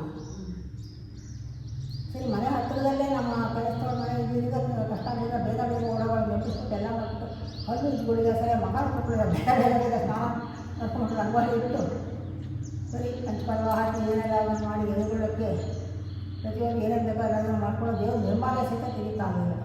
ಉಪ್ಪಿಟ್ಟು ಕಸಿಬಿಟ್ಟು ಮಾಡ್ಕೊಂಡು ಕಾಫಿ ಮಾಡಿ ಅವೆಲ್ಲ ಟೀ ಕುಡಿಯೋದು ನೋಡಿದ್ದೀನಿ. ಮಾಡಿ ಏನಾದರೂ ರೆಡಿ ಮಾಡ್ಕೊಂಡ್ಬಿಟ್ಟು ಒಬ್ಬರೊಳಕ್ಕೆ ಎಲೆಗೊಳಕ್ಕೆ ಏನು ಮಾಡೋ ನಾನು ಇಬ್ಬರು ರೆಡಿಯಲ್ಲೇ ರೆಡಿಯಾಗಿದೆ. ಕರೆಕ್ಟ್ 4 ಗಂಟೆಗೆ ಬ್ರಾಹ್ಮಣ ಮುಹೂರ್ತದಲ್ಲಿ ಸೋಮವಾರ ಬಂದಿದ್ದೆ ನಾನು. ತುಂಬ ಸಂತೋಷ ಆಗೋದು. ತುಂಬ ಎಷ್ಟು ಸಂತೋಷ ಆಗ್ತದೆ. ಅಲ್ಲಿ ಒಂದೊಂದು ಗಿಡ ಮರ ಪಶು ಪಕ್ಷಿ ಪ್ರಾಣಿ ಅಂತಲ್ಲ, ಒಂದೊಂದು ಕಣ್ಕಣವು ತಪೋವನ ಆಗೋದು, ಆನಂದ ಬರ್ತದೆ. ಯಾಕೆಂದರೆ ಮಹಾತ್ಮರ ಪಾದಗಳಿರ್ತಕ್ಕಂಥ ಶ್ರಮಕ್ಕಿಂತ ಆ ಚೈತನ್ಯ ಅಂತಕ್ಕಂಥದ್ದು ಆ ಬೆಳಕು ಅಂತಕ್ಕಂಥ ಅದೆಲ್ಲ ಪಾವನ ದೇವಸ್ಥಾನ ದೇವ್ರ ಗುಡಿಯಲ್ಲಿ ಮಾತು ಅದೇ ದೇವಸ್ಥಾನ. ಹಾಗಾಗಿ ತುಂಬ ಸಂತೋಷ ಆಗುತ್ತೆ ನನಗೆ. ಬನ್ನಿ ತಿಳಿದುಕೊಂಡೆ. ನಾವು ಏನು ಮಾಡಿದೆ ಎಲ್ಲ ಮಾಡಿಸ್ಕೊಂಡು ನೋಡಿ, ಏನನ್ನೂ ಬೇಕು ಬೇಡ ಏನನ್ನೂ ಹೇಳಿಲ್ಲ. ನಮಗೆ ದುಡ್ಡು ಪಾಲ್ಪೂಜೆ ಅಂತ ಮಾಡ್ತೀವಿ, ಅದನ್ನು ಮಾಡಿಸ್ಕೊಂಡು ಸೀದಾ ಹೊರಗಡೆ ಬಂದು ಮನೋಹರರು ಒಂದು 10-13 ಜನ ಬಂದಿದ್ದರು. ಸರಿ ಇದು ಸೀದಾ ನನಗೆ ಏನು ಹಾಕಬೇಕು ಏನು ಗೊತ್ತಿಲ್ಲ. ಅಂಗಡಿಯಲ್ಲಿ ಅಷ್ಟು ಚಾಪುಗಳು ಹಾಕಿಬಿಟ್ಟಿದ್ದೆ ಅಷ್ಟೇ. ಸರಿ ಚಾಪುಗಳು ಸೀದಾ ಬಂದು ಅಪ್ಪ ಕೂತ್ಕೊಂಡ್ರು. ಆಮೇಲೆ ಬಂದು ಸಾಧ್ಯ ಬಂದ್ಬಿಟ್ಟು ತುಂಬ ಸುಸ್ತಾಗ್ತಿದೆ ಅಂತ ಅವ್ರು ಮಾಡ್ಕೊತಾರೆ ಅವರು. ಹಿಂಗೆ ಮಾಡ್ಕೊಂಡು ನಿಮಗೆಲ್ಲ ಚಿಕ್ಕದವರು ಎಲ್ಲ ಕೇಳಿ ನೀವು ಕಾಫಿ ಕುಡಿತೀರಾ ಅಂತ. ಇಲ್ಲ ಸ್ನಾನ ಮಾಡಬೇಕು, ಸ್ನಾನ ಇಲ್ಲದೆ ನಾವು ಕಾಫಿ ಏನನ್ನು ಕುಡಿಯೋಣ ಅಂತ. ಅವ್ರ ಕಿವಿ ಇನ್ನೂ ಮಾತು ಮುಂಚೆ ಅಕ್ಕ ಇದನ್ನ ಕೂತ್ಕೊಂಡು ಕಾಫಿ ಕೊಡೋಣ ಅಂತ. ಸರಿ ಅದು ಕಾಫಿ ಆಯಿತು. ಅಷ್ಟೊಂದು ಅಪ್ಪ ಸ್ನಾನ ಮಾಡ್ತೀನಿ ಅಂತ ಅವರು ಎದ್ದ ತಕ್ಷಣ ಗೊತ್ತಾಯಿತು ನನಗೆ. ಓಡೋಗಿ ಬಚ್ಚನ್ ಮನೆಯಲ್ಲಿ ಸ್ಟೂಲ್ ಇಟ್ಟು ಅಷ್ಟ ಕುಂಕುಮ ಅದಕ್ಕೆ ಕಲ್ವ ಎಲ್ಲ ಹಾಕಿ ಎಲ್ಲದನ್ನು ಮಾಡಿಬಿಟ್ಟು ಅದು ಮಾಡಿ ಅಭಿಷೇಕ ಮಾಡಿಬಿಟ್ಟು ಮನಸ್ಸಿಗೆ ಯಾಕೆ ಅವಳೇ ಪ್ರೇರಣೆ ಕೊಟ್ಟರು, ನಾನಲ್ಲ. ಸೊ ಇಟ್ಟು ಅಪ್ಪನಿಗೆ ರುದ್ರ ಸೂಕ್ತ ಎಲ್ಲ ಹೇಳ್ಕೊಂಡು ಸೂಕ್ತ ಹೇಳ್ಕೊಂಡು ಆನಂದವಾಗಿ ಅಭಿಷೇಕ ಮಾಡಬೇಕು. ನಾವು ಬನ್ನಿ ಬೇಗ. ಪಾಪ ಮಾಡಿದ ಬಿಸಿನೋ ಹಸಿನೋ ಏನೂ ನೋಡಲಿಲ್ಲ. ಸುಮ್ಮನೆ ಮುಕ್ಕೊಂಡು ಮಗುತ್ತಾರೆ ಎಳೆ ಮಕ್ಕಳಿಗೆ ಸ್ನಾನ ಮಾಡಿಸ್ಕೊಂಡು ಆ ಥರ ಆನಂದವಾಗಿ ಸ್ನಾನ ಮಾಡಿಸ್ಕೊಂಡು ಸೀದಾ ಬಂದು ಕೊಟ್ಟು ದೇವ್ರ ಮನೆ ಕೂತ್ಕೊಂಡು ಪೂಜೆ ಮಾಡೋಕ್ಕೆ ಎಲ್ಲದನ್ನು ಮಾಡಿದ್ರು. ಇವಾಗ ಎಲ್ಲದನ್ನು ಮೀರಿರ್ತಕ್ಕಂಥವ್ರಿಗೆ ಪೂಜೆ ಎಲ್ಲ ಆಯಿತು. ಆದಮೇಲೆ ನಮ್ಮಲ್ಲಿ ಬಲಿಹರಣ ಅಂತಿರ್ತೀವಿ, ನಂದಿ ಭೃಂಗಿ. ಬಲಿಹರಣ ಇಟ್ಟರೆ ಪಕ್ಷಿಗೆ ಆಗುತ್ತೆ, ಪ್ರಾಣಿಗಳಿಗಾಗುತ್ತೆ, ಅದು ಹಸುಗಳಿಗೆಲ್ಲ ಆಗುತ್ತೆ. ತಂದು ಬಾಯಲ್ಲಿ ಇಟ್ಟು ಎಷ್ಟು ಚೆನ್ನಾಗಿ ಅವರು ಬಲಿಹರಣ ಇಟ್ಕೊಂಡ್ರೆ ಹಾಗಾದ್ರೆ ಏನು ಅವರು ಅಲ್ವಾ? ಯಾಕಂದರೆ ನನಗೆ ಗೊತ್ತಿಲ್ಲ ಅವ್ರು ಏನು ಮಾಡ್ತಾರೆ ಅಂತ. ಆನಂದ ನಾನು ಏನೇನು ಕೊಟ್ಟು ಎಲ್ಲದನ್ನೂ ಪೂಜೆ ಮಾಡೋದು. ಹೇಗೆ ಮಾಡೋದು ನಾನು ಹೇಗೆ ಮಾಡ್ತೀನೋ ಹಾಗೆ ಅವ್ರು ಮಾಡಿದ್ದಾರೆ. ಬಲಿಹರಣೆನೂ ಇತ್ತು. ತುಂಬ ಸಂತೋಷ ಆಗೋದು. ಹಾಗೆ ಹಣೆಗೂ ತಿಳಿಸ್ಕೊಂಡು ಕಾಲಿಗೂ ತಿಳಿಸ್ಕೊಂಡು ನಾನು ಏನು ಮಾಡಬೇಕು ಎಲ್ಲದೂ ಮಾಡಿಸ್ಕೊಂಡಿದ್ದಾರೆ ಅವರು. ಮಾಡಬೇಕು ಬೇಡ ಸಹಿತ ನನಗಿದ್ದಿಲ್ಲ. ಅಷ್ಟೊಂದು ಪಾಪ ಮುಗ್ಧವಾಗಿ ಎಲ್ಲರೂ ಮಾಡಿಸ್ಕೊಂಡು. ಸೊ ಆಮೇಲೆ ಸಾಧಾರಣ ಸ್ವೀಕಾರ ಮಾಡೋದು. ಅಷ್ಟೊತ್ತಿಗೆ ನಮ್ಮ ಸಾಮಾನ್ಯ ಭಿಕ್ಷೆ ಇಡ್ತೀವಿ. ಸೊ ಆ ಕ್ಷಣದಲ್ಲಿ ಮಂದೆ ಏನೇನಿರುತ್ತೋ ತೋಚಿದ್ದಿರುತ್ತೋ ಅವ್ರು ಭಿಕ್ಷೆನೆಲ್ಲ ಇಟ್ಟು ಅನಘಾಸಮೇತವಾದ ದತ್ತಮೂರ್ತಿ ಸಂಪತ್ತು ನಾನು ನಮ್ಮ ಮನೆಗೆ ಪಂಚೆ ಸೀರೆ ಎರಡನ್ನೂ ಸೇರಿಸ್ಬಿಟ್ಟು ಅಪ್ಪನಿಗೆ ಎಲ್ಲೂ ಇದೇನು ಸೀರೆ ಹಾಕ್ತಾ ಇದ್ದಾರೆ ಅಪ್ಪನಿಗೆ ಅಂತ. ಮೊದಲು ಸೀರೆ ಆಮೇಲೆ ಪಂಚೆ ಅನಘಾಸಮೇತ ಅಂತಂದರೆ ಗುರು ಬ್ರಹ್ಮ ಗುರು ವಿಷ್ಣು ಗುರುದೇವೋ ಮಹೇಶ್ವರ ಗುರು ಸಾಕ್ಷಾತ್ ಪರಬ್ರಹ್ಮ ತಸ್ಮೈ ಶ್ರೀ ಗುರವೇ ನಮಃ. ಆ ಗುರು ಪರಬ್ರಹ್ಮನಲ್ಲಿ ಏನಿರುತ್ತೆ ಪರಿಪೂರ್ಣತ್ವ ಅಂತಕ್ಕಂಥದ್ದು ಏನು ಅನ್ನೋದನ್ನು ಅವನು ಪ್ರಶ್ನೆ ಮಾಡಿದ್ದೆ ನಾನು. ಯಾವಾಗ ಮೈಸೂರಿನಲ್ಲಿ ನರಸಿಂಹತ್ವ ಮನೆಯಲ್ಲಿ ಪೂರ್ಣತ್ವ ಅಂದೇನು, ಪೂರ್ಣಾನಂದ ಸ್ವರೂಪ ಪೂರ್ಣಕಾಲ ಸ್ವರೂಪವನ್ನು ಅನುಗ್ರಹ ಮಾಡಿಯಪ್ಪ ಅಂತ ಹೇಳಿದ್ರು ಅವರು. ಓಂಕಾರ ಅಂದೇನು ಆಕಾಶತತ್ವ ಅನುಗ್ರಹ. ಅದರ ಹಂತವಾಗಿ ಅದು ಏನು ಅನ್ನೋದು ಎಷ್ಟು ಚೆನ್ನಾಗಿ ಮೌನ ವ್ಯಾಖ್ಯಾನ ಆಗಬೇಕು. ಒಂದೇ ಒಂದು ಶಬ್ದನ ಮಾತಾಡಿಲ್ಲ, ಪ್ರತಿಯೊಂದನ್ನು ತಿಳಿಸ್ಕೊಟ್ಟಿದ್ದಾರೆ. ಆ ಪರಬ್ರಹ್ಮ ಸ್ವರೂಪ ಏನು ಅಂತಂದರೆ ಬ್ರಹ್ಮ ವಿಷ್ಣು ಓಂ ಶ್ರೀ ಸಪ್ತಪಾಸಿಯ ಮಹತ್ವದ ಅರ್ಥ ಎಂದು ಕಾರಣ ಹೇಳಿ ಕೆಲವು ಜನ ಕೂತಿದ್ದು ಸ್ವಲ್ಪ ದಿವಸ ಆದಮೇಲೆ ಇದು ದಿವಸ ಬರ್ತೀನಿ ಹೇಳ್ಬಿಟ್ಟು ಆಮೇಲೆ ಹೇಳ್ತಿದ್ದಾರೆ. ಸಪ್ತಪಾಸಿ ಅಂತಕ್ಕಂಥ ಅರ್ಥ ಹೇಳ್ಬಿಟ್ಟು ಕೆಲವು ಜನ ಗೊತ್ತಿರೋ ಅವ್ರು ಏನಾದ್ರು ಮಾತಾಡೋಣ ಮಾತಾಡಿದ್ರಪ್ಪ, ಯಾವತ್ತೂ ನಾವು ಮಾತಾಡಿಲ್ಲ. ಸತ್ಯಪಾಸಿಯ ನಮಃ ಅಂತಕ್ಕಂಥ ಶಬ್ದ ಏನಂದರೆ ತುಂಬ ಆನಂದ ಆಗ್ತಕ್ಕಂಥ ಓಂ ಶ್ರೀ ಸತ್ಯಪಾಸಿಯ ನಮಃ ಅಂತಕ್ಕಂಥ ಅರ್ಥನ ಹೇಳಿದೆ. ಅಂದರೆ ಅದು ನೋಡಿ ನಾನಲ್ಲ, ಆ ಗುರು ಭಗವಂತ ಅಂತಕ್ಕಂಥದ್ದು. ಆಮೇಲೆ ಗುರುಪಾಲಿಕೆ ಅಂತಕ್ಕಂಥದ್ದು ಅತ್ಯುಚ್ಛವಾದಂತಕ್ಕಂಥದ್ದು. ಶ್ರೀ ಉದ್ಯೋಪಾಸನಲ್ಲಿ ಪ್ರಕಾಶ ವಿಮರ್ಶ ಅಂತಕ್ಕಂಥದ್ದು ಏನು ಹೇಳ್ತಾರೆ ಅಂದರೆ ಸಹಸ್ರಾರಾಮಚಾರೂಢ ಸುಧಾಸಾರಾಭಿವರ್ಷಿಣಿ. ಆ ಮಹಾಸುಧೇನ ಅಮೃತ ವರ್ಷ ಏನು ಮಾಡ್ತಾರೆ ಆ ಅಮೃತ ವರ್ಷ. ಅದಕ್ಕೆ ಇಲ್ಲಿ ಹೇಳಿದೆ ಅಮೃತ ವರ್ಷ ಹೇಗಿರಬೇಕು ಅಂತಂದರೆ ಆ ಹಸುವಿನಲ್ಲಿ ಪ್ರತಿಯೊಂದು ಸಹ ಕಲಿತಾರಲ್ಲ ಅಮೃತ ಅಂತ ಪ್ರತಿಯೊಂದು ಅಮೃತಧಾರಿಯಾಗಿ ಪ್ರತಿಯೊಬ್ಬರಲ್ಲೂ ಸೇರಿಕೊಳ್ಳುತ್ತೆ. ಯಾಕಂದರೆ ಗೋಮಾತೆಯಲ್ಲಿ ಸಮಸ್ತ ದೇವದೇವತೆಗಳು ಇರ್ತಾರೆ. ಅವರ ಅಮೃತ ಸ್ವರೂಪಿನಲ್ಲಿ ಅಮೃತೇಶ್ವರಿ ಅಮೃತೋದ್ಭವೆ ಅಮೃತಲಕ್ಷ್ಮಿ ಅಮೃತ ರಾಜ ಸ್ವಾಹ ನಮಃ. ನಿರಂತರವಾದ ಅಮೃತ ಸ್ವಾಹ ಮಾಡ್ತಾ ಇರೋದ್ರಿಂದ ನಾವು ಅಮೃತ ಬರ್ತಿರೋದು. ಮದುವೆಯಲ್ಲಿ ಅಮೃತ ಸ್ವರೂಪ. ಮೃತ ಅಂದರೆ ಎಲ್ಲೂ ಮಾಯಲ್ಲೂ ಅಮೃತತ್ವ ಯಾವುದು? ಸಾಕ್ಷಾತ್ ಭಗವಂತ ಬಿಟ್ಟರೆ ಯಾರು ಅಮೃತ ಸ್ವರೂಪ ಅಲ್ಲ.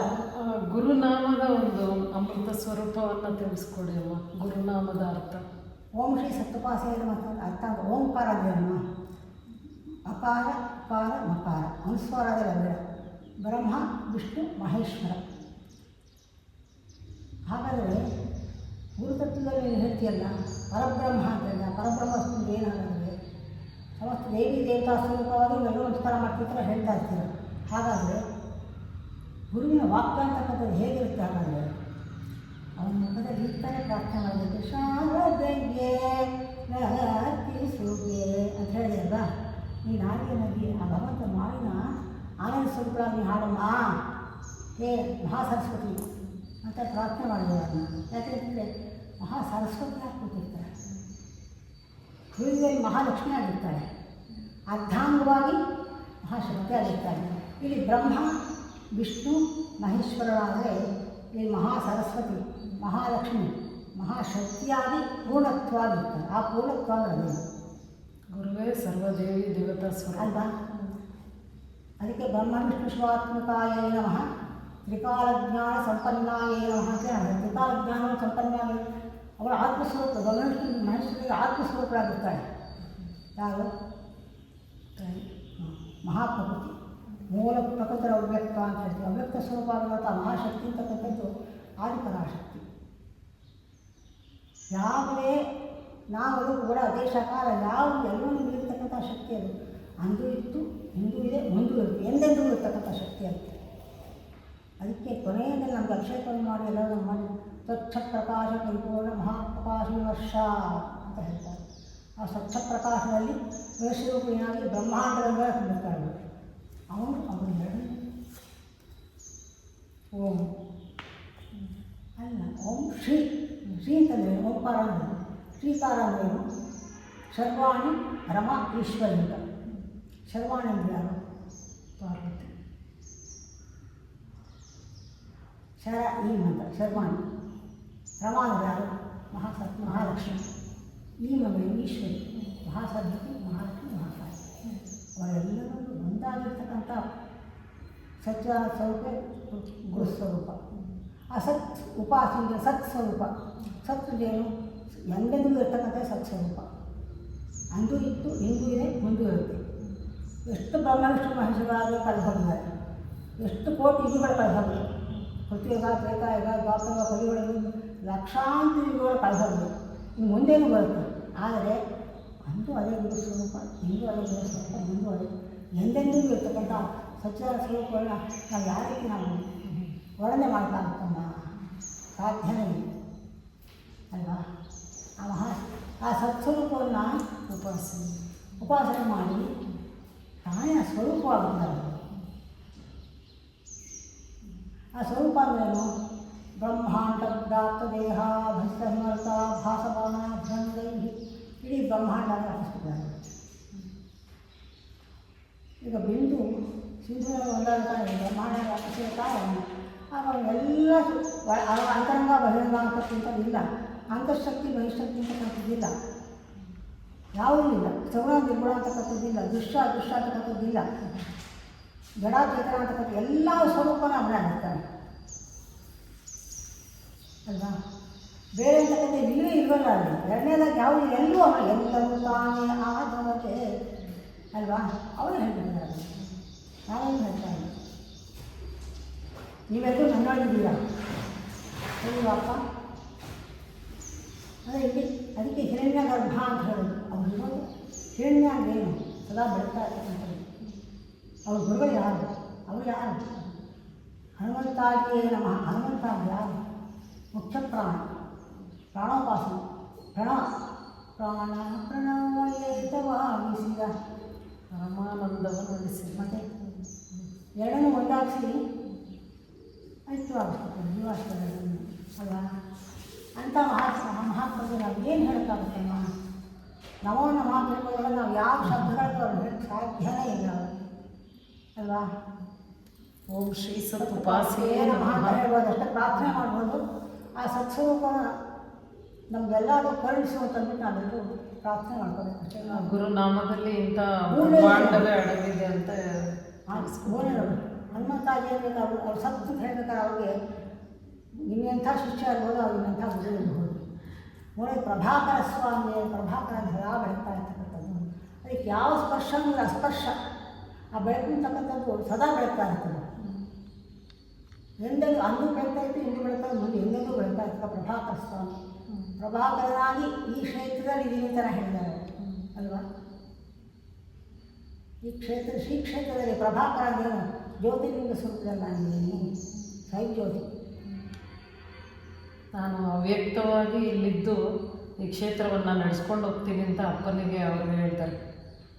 ಎಲ್ಲಿ ಆಸೆಗಳಿಲ್ಲ, ಎಲ್ಲಿ ಆಡಂಬರವಿಲ್ಲ ಅಂತ ಅಲ್ಲಲ್ಲ, ಅವರ ಆತ್ಮವೇ ಆ ಸ್ವರೂಪದಲ್ಲಿ ಹೇಳಿದೆ.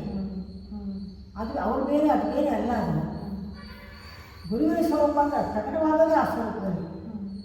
ಆ ಅವ್ಯಕ್ತ ಶಕ್ತಿ ಅಂತ ಯೂನಿವರ್ಸಲ್ ಪವರ್ ಅಂತ ಏನು ಹೇಳ್ತೀಯ, ಸುಪ್ರೀಂ ಪವರ್ ಬಿಟ್, ಅದು ತಾನೇ ವ್ಯಕ್ತವಾದಾಗ ಪ್ರಭಾಕರ ಸ್ವಾಮಿ ಅಂತ ಹೇಳೋದ್ರಿಂದ ಬೇರೆ ಯಾವುದೂ ಇಲ್ಲ, ಜೊತೆಯಲ್ಲಿ ಯಾವುದೂ ಇಲ್ಲ. ಅದು ತತ್ವನೇ, ನಾನೇ ಪ್ರಭಾಕರ ಸ್ವಾಮಿ ನಾನು ಆಗ್ತಾ ಇದ್ದೀನಿ. ಆ ಶರೀರ ಒಂದು ಮಾಧ್ಯಮ,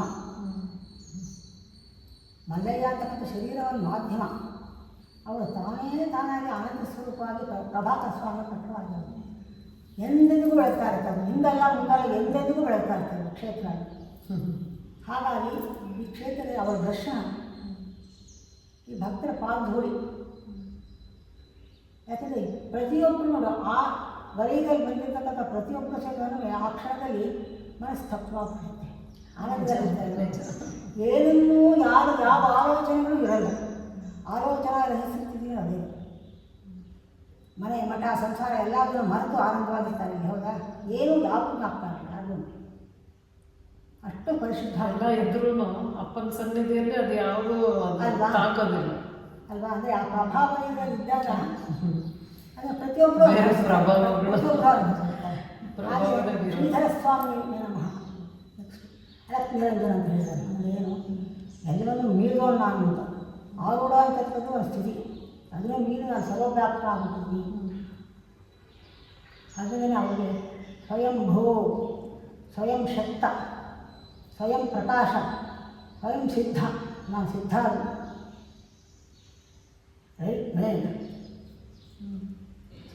ಸಿದ್ಧಿಸ್ಕೊಂತೀನಿ. ಸಿದ್ಧ ಪುರುಷರು ತಪೋಶಕ್ತಿಯಾಗಿ ಇದಾಗ್ಬಿಡುತ್ತೆ ಯಾವುದೋ ಒಂದು ಕ್ಷಣದಲ್ಲಿ. ಆಯ್ತು ಸಿರ್ಬೋದು, ಆಯ್ತು ಶಿಲ್ಪ ಅಂತದಲ್ಲ, ನಿಶ್ಚಲ ಸ್ಥಿತಿ, ನಿರಂಜನ, ಅಲಕ್ ನಿರಂಜನ ಸತ್ಯ ಹೇಳಿದರು ಅಂಥ ಮಹಾತ್ಮರು. ಅಕ್ಕ, ತುಂಬ ಒಂದು ವಿಶೇಷವಾದ ಸ್ಮರಣೆಯಾಗಿ ಹೃದಯದಲ್ಲಿ ಕೂತಿರೋ ಒಂದು ಚಿತ್ರ ಅಂದರೆ ನಿಮ್ಮ ಮನೆಯ ವಾತಾವರಣದಲ್ಲಿ, ಕೊಡಗಿನ ಕಾಫಿ ತೋಟದಲ್ಲಿ ಅಪ್ಪಾಜಿ ವಿಶೇಷವಾದಂಥ ಒಂದು ಅನುಗ್ರಹಪೂರ್ವಕವಾದಂಥ ಒಂದು ಕಾರ್ಯಕ್ರಮ ಮಾಡಿದರು. ಗುರುಪಾದುಕ ಪೂಜೆ, 108 ದಂಪತಿಗಳನ್ನು ಕೂರಿಸಿ ಎಲ್ಲರಿಂದಲೂ ಪ್ರತ್ಯೇಕವಾಗಿ ಒಬ್ಬೊಬ್ಬರಿಗೂ ಗುರುಪಾದುಕೆಗಳನ್ನು ಅನುಗ್ರಹಿಸಿದರು. ದತ್ತಾತ್ರೇಯ ಅನಘಾಲಕ್ಷ್ಮಿ ವಿಗ್ರಹವನ್ನು ಪೂಜಿಸಿ ಪಾದುಕೆಗಳನ್ನು ಅನುಗ್ರಹಿಸಿದ ಆ ಕಾರ್ಯಕ್ರಮ ಒಂದು ರೀತಿಯಲ್ಲಿ ನಾ ಭೂತೋ ನಾ ಭವಿಷ್ಯತಿ ಅನ್ನೋಷ್ಟು ಸುಂದರವಾಗಿ, ವೈಭವವಾಗಿ, ಸಮರ್ಪಕವಾಗಿ, ಗುರು ಕಾರುಣ್ಯಪೂರ್ವಕವಾಗಿ ನಡೀತು. ಆ ಒಂದು ಅದನ್ನು ನಿರ್ವಹಿಸಲಿಕ್ಕೆ ಒಂದು ಎಲ್ಲ ವ್ಯವಸ್ಥೆಗಳನ್ನ ಮಾಡಿಕೊಂಡಿದ್ದು, ಅದರ ಯಾವ ಕಾರಣಕ್ಕೆ ಅದು ಆ ವಿಚಾರಗಳು ಬಂತು, ನಿಮಗೆ ಆ ಸಂಕಲ್ಪ ಬಂತು, ಗುರು ನಡೆಸ್ಕೊಟ್ಟಿದ್ದು ಭಾಳನೇ ಅದು ಜೀವಮಾನದಲ್ಲಿ ಒಂದು ಸಾರಿ ಅದು ನಡೆಸಿರೋದು, ಅದು ಎಷ್ಟು ವಿಶೇಷ, ಅದರ ಬಗ್ಗೆ ದಯವಿಟ್ಟು ತಿಳಿಸ್ಕೊಡಿ ಅಮ್ಮ. ಇದು ಗುರುಕಾರುಣ್ಯ ಅಂತಕ್ಕಂಥದ್ದು ಅತಿಶೋಕ್ತಿ ಅಲ್ಲ, ಅದು ಎಂದೆಂದಿಗೂ ಇರ್ತಕ್ಕಂಥದ್ದು ಅಂತಂದರೆ ಅನ್ನೋದನ್ನು ಅನದಟ್ ಮಾಡೋಕ್ಕೆ. ಮತ್ತು ಒಬ್ಬ ಗುರುವಿನ ಭಕ್ತಿಯಾಗಿ ತಪ್ಪು ಮಾಡಿದರೆ ಹೇಗೆ ಅದನ್ನೇ ಪರಿವರ್ತನೆ ಮಾಡಿ ಅನುಗ್ರಹಪೂರ್ವಕವಾಗಿ ಹೇಗೆ ಮಾಡ್ತಾರೆ ಒಬ್ಬ ಸದ್ಗುರು, ಆ ಶಿಷ್ಯನ ಕೈ ಬಿಡಲ್ಲ ಅನ್ನೋದಕ್ಕಂಥದ್ದಕ್ಕೆ ಇದು ಉದಾಹರಣೆ. 2ನೇ ಬಾರಿ ನಮ್ಮ ಮನೆಗೆ ಅಪ್ಪನವರು ನಮ್ಮ ಮನೆಗೆ ಬಂದರು. ಬಂದಾಗ ಹಾಗೆ ನಮ್ಮ ಛತ್ರ ಚಾಮರ ಪಾದಕೆ ಅಜಿನ ಅಂದರೆ ಮತ್ತು ವಸ್ತ್ರ ಹೀಗೆ 5 ರೀತಿಯಲ್ಲಿ ಸಾಮಾನ್ಯವಾಗಿ ನಾವು ಕೊಡ್ತೀವಿ ಗುರುಗಳಿಗೆ. ಹಾಗಾಗಿ ಗುರುಪಾದಕ್ಕೆ ಬಂದು ಗುರುಗಳಿಗೆ ಎಲ್ಲದನ್ನು ಪೂಜಾದಿಗಳೆಲ್ಲ ನಡೀತು. ಎಲ್ಲರೂ ಸಾಂಗೋಪಾಂಗವಾಗಿ ತುಂಬ ಆನಂದ ಪಟ್ಟರು ಅಪ್ಪ. ಎಲ್ಲ ಆದಮೇಲೆ ಎಲ್ಲದನ್ನು ಎತ್ತಿಟ್ಟಿದ್ರೆ ಎಲ್ಲದನ್ನು ಕಾಲಿಗೆ ಇಳಿಸ್ಕೊಟ್ರು. ಸಾಮಾನ್ಯವಾಗಿ ಯಾವುದೇ ಗುರುಗಳು ಎಲ್ಲರೂ ಅವರು ಅನುಗ್ರಹಪೂರ್ವಕವಾಗಿ ಪರಮಾಂತ ಏನು ಕೊಡ್ತಾರೋ ಅದು ತೊಗೊಳ್ತೀವಿ, ಬಾಕಿದೆಲ್ಲ ಅವ್ರಿಗೆ ಸಮರ್ಪಣೆ ಮಾಡಿಬಿಡ್ತೀವಿ. ಹಾಗೆ ಇದನ್ನು ಸಮರ್ಪಣೆ ಮಾಡಿದ ತಕ್ಷಣ ಅವರು ಆಗ್ರಹ ಬಂದ್ಬಿಡ್ತು ಅವ್ರಿಗೆ. ಅದಕ್ಕೆ ಸಮಯ ಕೊಟ್ಟ ತಕ್ಷಣ ಕೋಪ ಮಾಡ್ಕೊಂಡು ಇಟ್ಕೊಂಡು ಹೊರಟೋದ್ರು. ಇದ್ಯಾಕೆ ನನಗೆ ಅವಾಗ ಏನು ಅನ್ನಿಸ್ತಿಲ್ಲ ತಕ್ಷಣ, ಇದ್ಯಾಕೆ ಒಂಥರ ದುಷ್ಟರಾಗ್ಬಿಟ್ಟೋದ್ರಲ್ಲ ಅಂತ ಅನ್ನಿಸ್ತು ನನ್ನ ಮನಸ್ಸಿಗೆ. ಯಾಕೆ ಏನು ಅರ್ಥ ಆಗಲಿಲ್ಲ. ಚಳವಳಿಕೆ ಶುರು ಆಗ್ಬಿಡ್ತು. ಬಾರಿ ಪೂಜೆ ಕೂತ್ಕೊಂಡ್ರು ಸರಿ ಒಂದು ತಿಂಗಳುಗಟ್ಟಲೆ ಮತ್ಸಿದ್ರು ಅರ್ಥ ಆಗಲಿಲ್ಲ. ಆಮೇಲೆ ಯಾತಕ್ಕೆ ನಮ್ಮನ್ನು ಸಾಮಾನ್ಯವಾಗಿ ಯಾಕೆ ನಮ್ಗೆ ಅದು ಗೊತ್ತಿಲ್ಲ. ಯಾವುದೇ ಗುರುಗಳು ಬಂದು ನಮ್ಮಲ್ಲಿ ಏನಿರ್ತೋ ಸಮರ್ಪಣೆ ಮಾಡಿದ್ರೆ ಅವ್ರು ಪರವಂತ ಅಷ್ಟೇ ಅವರು ಏನು ಕೊಡ್ತಾರೋ ಅದು ಸೀರೆ ಮತ್ತು ಏನೋ ಕೊಡ್ತಾರೆ ನೋಡಿದ್ರೆ ನಾನು ಕೊಟ್ಟಿದ್ದನ್ನು ತೊಗೊಂಡು ಅಭ್ಯಾಸ ಇದೆ ನನಗೆ. ಈ ಗುರುಪಾದಕ್ಕೆ ಅಂತ ನನಗೋಸ್ಕರ ಅವ್ರು ಕೊಟ್ಟಿದ್ದು ಅವ್ರು ಕೈ ಎತ್ಕೊಂಡಿದ್ದೆ ನನಗೆ ಗೊತ್ತೂ ಇಲ್ಲ. ಅದು ಇಟ್ಟ ತಕ್ಷಣ ಏನಪ್ಪ ಅಂತ ಅನ್ನಿಸ್ತು. ಅಲ್ಲಿಂದ ಒಂದು ದಿವಸ ಧ್ಯಾನ ಕೊಟ್ಟಾಗ ಮನಸ್ಸಿಗೆ ಬಂತದು ಹೀಗೆ ಮಾಡಿಸ್ಬೇಕು ಅಂತ. ಅದು ಜಗನ್ಮಾತೆ ಚೆನ್ನಾಗಲ್ಲ, ಅದು ನಿಚ್ಚ. ಹಾಗಾಗಿ ತಕ್ಷಣವೇ ಮನಸ್ಸಿಗೆ ಬಂತು. ಸರಿ ಹಲಸಿನ ಮರ ಅದೆಲ್ಲ ಎಲ್ಲರೂ ಮಾಡಿಸಿ ಅಭ್ಯಾಸ ಆಯಿತು. ಅದೆಲ್ಲ ಮನಸ್ಸಿಗೆ ಬಂತು. ಅದನ್ನು ಸೀದಾ ಬಂದು ಅಪ್ಪನವ್ರಿಗೆ ಈ ಥರ ಹೇಳಿದೆ ಹೀಗೆ ಅಂದ್ಬಿಟ್ಟು. ತುಂಬ ಸಂತೋಷ ಆಯ್ತಮ್ಮ ಮಾಡಿಸಿ ಅಂತ ಅಂದ್ಬಿಟ್ರು. ನಾನು ಅವ್ರಿಗೆ ಏನು ಮಾಡ್ತೀನಿ ಹೇಗೆ ಮಾಡ್ತೀನಿ ಏನು ಅಂತ ಏನನ್ನೂ ಹೇಳಲಿಲ್ಲ. ತುಂಬ ಕಮ್ಮಿ ಸಮಯ. ಸೊ ನಮ್ಮ ಕಡಿಮೆ ಸಮಯ ಅಂದರೆ ಎಷ್ಟು ಅವಧಿ? ಒಂದು 3 ವಾರ. ಓ, ತುಂಬ ಕಮ್ಮಿ ಸಮಯ. ಸೊ ತಕ್ಷಣವೇ ಮೈಸೂರಿಗೆ ಹೋಗಿ ಅದಕ್ಕೆ ಬೇಕಾದ ಏನೇನು ಪರಿಕರಗಳು ಬೇಕೋ ಎಲ್ಲದನ್ನು ತೊಗೊಂಡ್ವಿ. ತಕ್ಷಣ ವಾಪಸ್ ಬಂದ್ವಿ. ಶಾಸ್ತ್ರೋಕ್ತವಾಗಿ ಹೇಗಾಗಬೇಕೋ ಹಾಗೆ ಮನೆ ಹತ್ತಿರನೇ ತರಿಸಿ ಆಚಾರ್ಯನ ತರಿಸಿ ಅವ್ರು ದೀಕ್ಷಾ ಸಮಯಗಳಲ್ಲಿ ಪ್ರತಿಯೊಂದು ಪಾತ್ರಗಳನ್ನು ಮಾಡಿಸಿ ಅಪ್ಪನವ್ರಿಗೆ ತಂದು ತೋರಿಸಿ ಅದು 6 ಮೂರೆ ಆಗಬೇಕು, 9 ಇಂಚೆ ಆಗಬೇಕು. ಶ್ರೀಪಾದ ಅದರಿಂದ ಏನು ಗೊತ್ತಿಲ್ಲ, ತಾನಾಗೆ ಅದಾಗಿದೆ. ಅಪ್ಪನವ್ರಿಗೆ ತಂದು ರಂಗಾಮಿ ಸ್ವಲ್ಪ ಕೆಲವರು ಮಾತ್ರ 1 ಪಾದ ತಗೊಂಡ್ಬಿಟ್ರೆ ಬಾಕಿಯವ್ರು ಬಂದವ್ರದ್ದೆಲ್ಲ ಏನು ಮಾಡಿ ಯೋಚನೆ ಮಾಡಿ ತಕ್ಷಣ ರಂಗಾಮತ್ತೆ ತರಿಸಿ. ಯಾಕಂದರೆ ಬಂದವ್ರನ್ನ ಯಾರು ಹಾಗೆ ಬರೀ ಕೈಯಲ್ಲಿ ಕಳಿಸ್ಬಾರ್ದು ಅನ್ನೋ ಒಂದು. ಆಮೇಲೆ ಬಂದವರೆಲ್ಲ ಸಾಧಾರಣ ಎಲ್ಲರೂ ಭಕ್ತರನ್ನಕ್ಕೋಸ್ಕರ ಎಲ್ಲರಿಗೂ ಮಡಿ ತುಂಬಬೇಕು ಅನ್ನೋದೆಲ್ಲ ಇತ್ತು ಮನಸ್ಸಲ್ಲಿ. ಅದೆಲ್ಲ ತಾನಾಗಿ ನಮ್ಮ ಮನೆಗಳಲ್ಲಿ ನಡೆದ ಹಾಗೆ ತಾನಾಗೆ ಆಯಿತು. ಸೊ ಎಲ್ಲದನ್ನು ಅನು ಮಾಡ್ಕೊಂಡು ಅಪ್ಪನವ್ರು ಬಂದು ಈ ಥರ ತೋರಿಸ್ತೀವಿ ಹೀಗೆ ಅಂತಂದಿತ್ತು. ತುಂಬ ಆನಂದಪಟ್ಟು ಜೋಳಿಗೆಗೆ, ಯಾಕಂದರೆ ಯಾವುದೇ ಒಂದು ಮಹತ್ ಕಾರ್ಯ ಮಾಡಬೇಕಾದ್ರೆ ಭಗವಂತನ ಕಾರ್ಯ ಮಾಡಬೇಕಾದ್ರೆ ಭಿಕ್ಷೆ ತೊಗೊಂಡು ಮಾಡಿದ್ರು. ನಮ್ಮ ಸ್ವಂತದಲ್ಲಿ ಏನು ಮಾಡಬಾರ್ದು. ಹಾಗಾಗಿ ಬಂದು ಅಪ್ಪ ಅಮ್ಮನ ಹತ್ರನೇ ಭಿಕ್ಷೆ ಕೇಳಿ, ಭವತಿ ಭಿಕ್ಷಾಂದೇಹಿ ಮಾತಾ ತ್ರಾಹಿ ಮಾಂ ಕೃಪಯಾ, ಭಕ್ತಿ ಜ್ಞಾನ ವೈರಾಗ್ಯಗಳನ್ನು ಕೊಡು ಭಗವಂತ ಅಂತ ಒಂದು ಮಾನಸಿಕವಾಗಿ ಪ್ರಾರ್ಥನೆ ಮಾಡಿಕೊಂಡು ಕೇಳಿದ ತಕ್ಷಣ ಅಮ್ಮನವರು ಸಹಿತ ಏನು ಕೊಟ್ಟರು. ಅಪ್ಪನವರು ಪಾದಕ್ಕೆ ದತ್ತ ಸಮೇತ ತನ್ನನ್ನು ತಾನೇ ಕೊಟ್ಕೊಂಡ್ರು. ಜೋಳಿಗೆ ಹಾಕಿದ್ರು ತನ್ನ ತಾನೇ ಕೊಟ್ಕೊಂಡ್ರು. ಅಂದರೆ ಆತ್ಮ ಸ್ವರೂಪಗಳಾಗಿ ತನ್ನ ತಾನೇ ಕೊಟ್ಕೊಂಡ್ರು. ಅದು ತುಂಬ ಆನಂದವಾಯಿತು. ಅದು ಎಷ್ಟು ಸರಳವಾಗಿ ಎಷ್ಟು ಸುಂದರವಾಗಿ ಆಯಿತು ಅಂದರೆ ಅದೆಲ್ಲ ಅಗತ್ಯ. ಅಪ್ಪ ಕೇಳ್ತಾನೆ ಇದ್ರಂತೆ, ಏನು ಮಾಡ್ತಿದ್ದಾರಪ್ಪ ಏನು ಹೇಳಿಲ್ಲ ಅಂತ. ನಾನು ತಿಳುವಳಿಕೆಗೆ ನನಗೆ ಏನು ಬಂದಿತ್ತು ಹಾಗೆ ನಾನು ಮಾಡಿದೆ. ಅದು ತುಂಬ ಆನಂದ ಪಟ್ಟರು ಅಪ್ಪ. ಎಲ್ಲರೂ ತುಂಬ ಸಂತೋಷ ಪಟ್ಕೊಂಡ್ರು. ತುಂಬ ಚೆನ್ನಾಗಾಯಿತು, ಸರಳವಾಗಾಯಿತು. ಇಷ್ಟು ಹೇಳಿದೆ. 2ನೇ ಸಾತಿ ಎಲ್ಲ ಗೋಪೂಜೆಯಿಂದ ಹಿಡಿದು ಗೋಪೂಜೆ ಹೇಗೆ ಒಂದು ಮನೆಯಲ್ಲಿ ಹೇಗೆ ಮಾಡ್ತೀವಿ ನಾವು ಅದಾದ ತಕ್ಷಣವೇ ತಪಸ್ವಾಸಿನಿ ಪೂಜೆ ಎಲ್ಲರೂ ಆಗಿ ಅಪ್ಪ ಅಮ್ಮನವ್ರನ್ನೂ ಕರೆದು ಅನಘಾಲಕ್ಷ್ಮಿ ಸಂದರ್ಭ ಇಬ್ಬರನ್ನು ಕರೆದು ಕೂರಿಸಿ ಅವರಿಗೆ ಮೊದಲು ಆರತಿ ಮಾಡಿ ದಂಪತಿಗಳಿಬ್ಬರನ್ನು ಕೂರಿಸಿ ಅನಘಾಲಕ್ಷ್ಮಿ ಬಂದಿದ್ದೆ. ಆ ಸ್ವಾಗತ ಮಾಡಿದ ದೃಶ್ಯನೂ ತುಂಬ ಕಣ್ಣಿಗೆ ಕಟ್ಟಂಗಿದೆ ಅಮ್ಮ.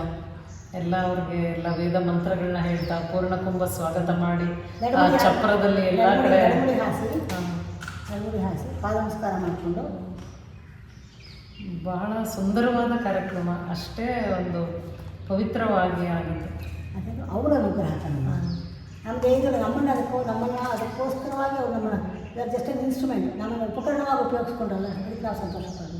ಕಡೆಯಲ್ಲಿ ಎಲ್ಲರಿಗೂ ಪಾದಪೂಜೆಯನ್ನು ಮಾಡೋ ವಿಧಾನವನ್ನು ಹೇಳಿ ಆಮೇಲೆ ಅಪ್ಪ ಆ ಒಂದು ಸಿಂಹಾಸನ ರೂಢರಾಗಿ ಕೂತು ನಿಮ್ಮನ್ನು ಅನುಗ್ರಹಿಸಿದ ತುಂಬ ವಿಶೇಷವಾಗಿತ್ತು ಅವತ್ತು. ಅದು ನಮ್ಮ ಪರಮಭಾಗ್ಯ. ದಂಪತಿಗಳಿಬ್ಬರು ತಮ್ಮ ತೊಡೆ ಮೇಲೆ ಕೂರಿಸ್ಕೊಂಡು ತುಂಬ ಆನಂದವಾಗಿದೆ. ಎಂದೆಂದೂ ನೀವು ನನ್ನೊಳಗಿದ್ದೀರಾ ಅಂತಕ್ಕಂಥದ್ದು ನಾವು ಹೇಳ್ತೀವಿ. ಅದಕ್ಕಿಂತ ಹೆಚ್ಚಿಗೆ ಏನು ಹೇಳ್ಬೋದು? ಆನಂದ ಪರಮಾನಂದ, ಆನಂದ ಬ್ರಹ್ಮಾನಂದ ಅಂತ ಆನಂದ ಕೊಟ್ಟಿದ್ದಾರೆ. ಇನ್ನೇ ಯಾವ ಅಪೇಕ್ಷೆಗಳು ಇಲ್ಲ ಕಣಮ್ಮ. ಅದು ಸಹಿತ ಅಪ್ಪ ಅನ್ಸಲಿಕ್ಕೆ ಏನಮ್ಮ ಊಟ ತಿಂಡಿ ಆ ಥರಕ್ಕೆ ತೊಂದರೆ ಖಂಡಿತ ಇಲ್ಲ ಅಪ್ಪ. ನನಗೆ ಯಾವತ್ತೂ ಹಿಂದೇನೂ ಆಗಿಲ್ಲ, ಹಿಂದೂ ಆಗಿಲ್ಲ, ಮುಂದೆ ಎಂದೆಂದೂ ಆಗಲ್ಲ. ಯಾಕಂದರೆ ಆ ಗುರು ಭಗವಂತ ತಿಳಿಬೇಕಾರೆ ಎಂದೆಂದೂ ಯಾವುದಕ್ಕೂ ಕೊರತೆ ಇರೋಕ್ಕೆ ಸಾಧ್ಯನೇ ಇಲ್ಲ. ಅಷ್ಟೊಂದು ಧೈರ್ಯವಾಗಿ ಗಂಟಾಘೋಷವಾಗಿ ಹೇಳ್ತೀನಿ, ಯಾರು ಹಿಂದೆಂದೂ ಸಾಧ್ಯ ಇಲ್ಲ. ಎಲ್ಲರೂ ಆನಂದ, ಎಲ್ಲರೂ ಆನಂದವಾಗಿ ಸುಖವಾಗಿಟ್ಟಿರ್ತಾರೆ. ನಾವೆಲ್ಲರೂ ಗುರು ಮಡಿಲಲ್ಲಿ ಇರ್ತೀವಿ. ನಿಜ. ಆ ಮಡಿಯಿಂದ ಖಂಡಿತವಾಗೂ ಎಷ್ಟು ಆನಂದವಾಗಿದ್ದೀವಿ ನಾವು. ಅದು ಅಕ್ಷಯ ಸ್ವರೂಪ, ಆ ಸಮೃದ್ಧಿಗೆ ಎಣೆ ಇಲ್ಲ ಅಲ್ವಾ? ಆನಂದವಾಗಿದ್ದೀವಿ ಆ ಮಡಿಯಲ್ಲಿ, ಎಷ್ಟು ಸುರಕ್ಷಿತವಾಗಿದೆ. ಅದಕ್ಕಿಂತ ನಾನು ಇನ್ನೇನು ಹೇಳಬಹುದು ಅಲ್ವಾ? ಒಂದು ಸರ್ತಿ ಅಪ್ಪ, ಎರಡನೇ ಸರ್ತಿ ನಾನು ಕೇಳಿದೆ. ನಮ್ಮ ಮನೆಗೆ ಶಶಿಕಲಮ್ಮ ಅವರು ಬಂದಾಗ ಪುನಃ ಅನಾಥರಾಗೋದಿಗೆ ಕೇಳಿದೆ. ಇವಾಗ ಅಪ್ಪ ಉತ್ತರ ಕೊಟ್ಟರು. ಏನು ಅಂತಂದರೆ, ನಿಮಗೆ ಭಗವದ್ ಅನುಗ್ರಹ ಆಗಲಿಲ್ಲ, ನಾನೇನು ಮಾಡಿದ್ನಮ್ಮ ಅಂತಂದರು. ಆಗ ನನ್ನ ಸಮಾಧಾನ ಆಗಲಿಲ್ಲ. ಅದೇನು ನನಗೆ ಕೊಡ್ತಾ ಇತ್ತು, ಅದು ಬರ್ತಾಯಿತ್ತು ಹೋಗ್ತಾಯಿತ್ತು. ಅದು ಮುಂಚೆ ಏನೋ ಅದೆಲ್ಲ ಅದು ಬಂದು ಹೋಗಿದೆ. ಅರ್ಥಗಳು ಅನುಸಂಧಾನ ಆಗಿದ್ದಂಥ ಪೂರ್ತಿ ನನಗೆ ಸಮಾಧಾನಕರವಾಗಿರಲಿಲ್ಲ. ಒಂದು ಸಾರಿ ಇಲ್ಲಿ ಬಂದು ಎಲ್ಲ ಕಾರ್ಯಕ್ರಮಗಳು ಮುಗಿದು ಅಪ್ಪನವರಲ್ಲಿ ಹೊಸದಾಗಿ ಅಪ್ಡೇಟ್ ಮಾಡಬೇಕಾದ್ರೆ ಕೇಳಿದ ಮೇಲೆ ಎಲ್ಲದನ್ನು ಒಂದು ಮಾಡ್ತಾಯಿದ್ದರು. ಮೊದಲೆಲ್ಲ ಕಟ್ಸಿರೋ ನೋಡಿ ಆನಂದ ಕೂತಿದ್ರು ಏರಿ ಮೇಲೆ. ನಾನು ಯಜಮಾನರು ನರಸಿಂಹಮೂರ್ತಿಗಳು ಸುಬ್ರಹ್ಮಣ್ಯ 4 ಜನ ಅಲ್ಲಿ ಹೋಗಿ ಅಪ್ಪನವ್ರ ಪರ್ಮಿಷನ್ ಕೇಳಕ್ಕೆ ಅಂತ ಹೋಗಿ ಪಕ್ಕದಲ್ಲಿ ಹೋಗಿ ಕೂತ್ಕೊಂಡೆ ನಾನು. ಪುನಃ ಅದೇ ಪ್ರಶ್ನೆ ಅನಾಥನ ಆಗೋ ಬಗ್ಗೆ. ಆಗ ಈ ಥರ ಹೇಳ್ತಾರಲ್ಲಪ್ಪ, ನನಗೇ ನಡೆಯಲ್ಲ ನಿನಗೇ ನಡೆಯುತ್ತೆ ಮಾತಾಡ್ತಾರಪ್ಪ ಅಂತ ಒಂದೇ ಮಾತಾಡಿದವರು ಮುಖ ಅಂದ್ಬಿಟ್ರು.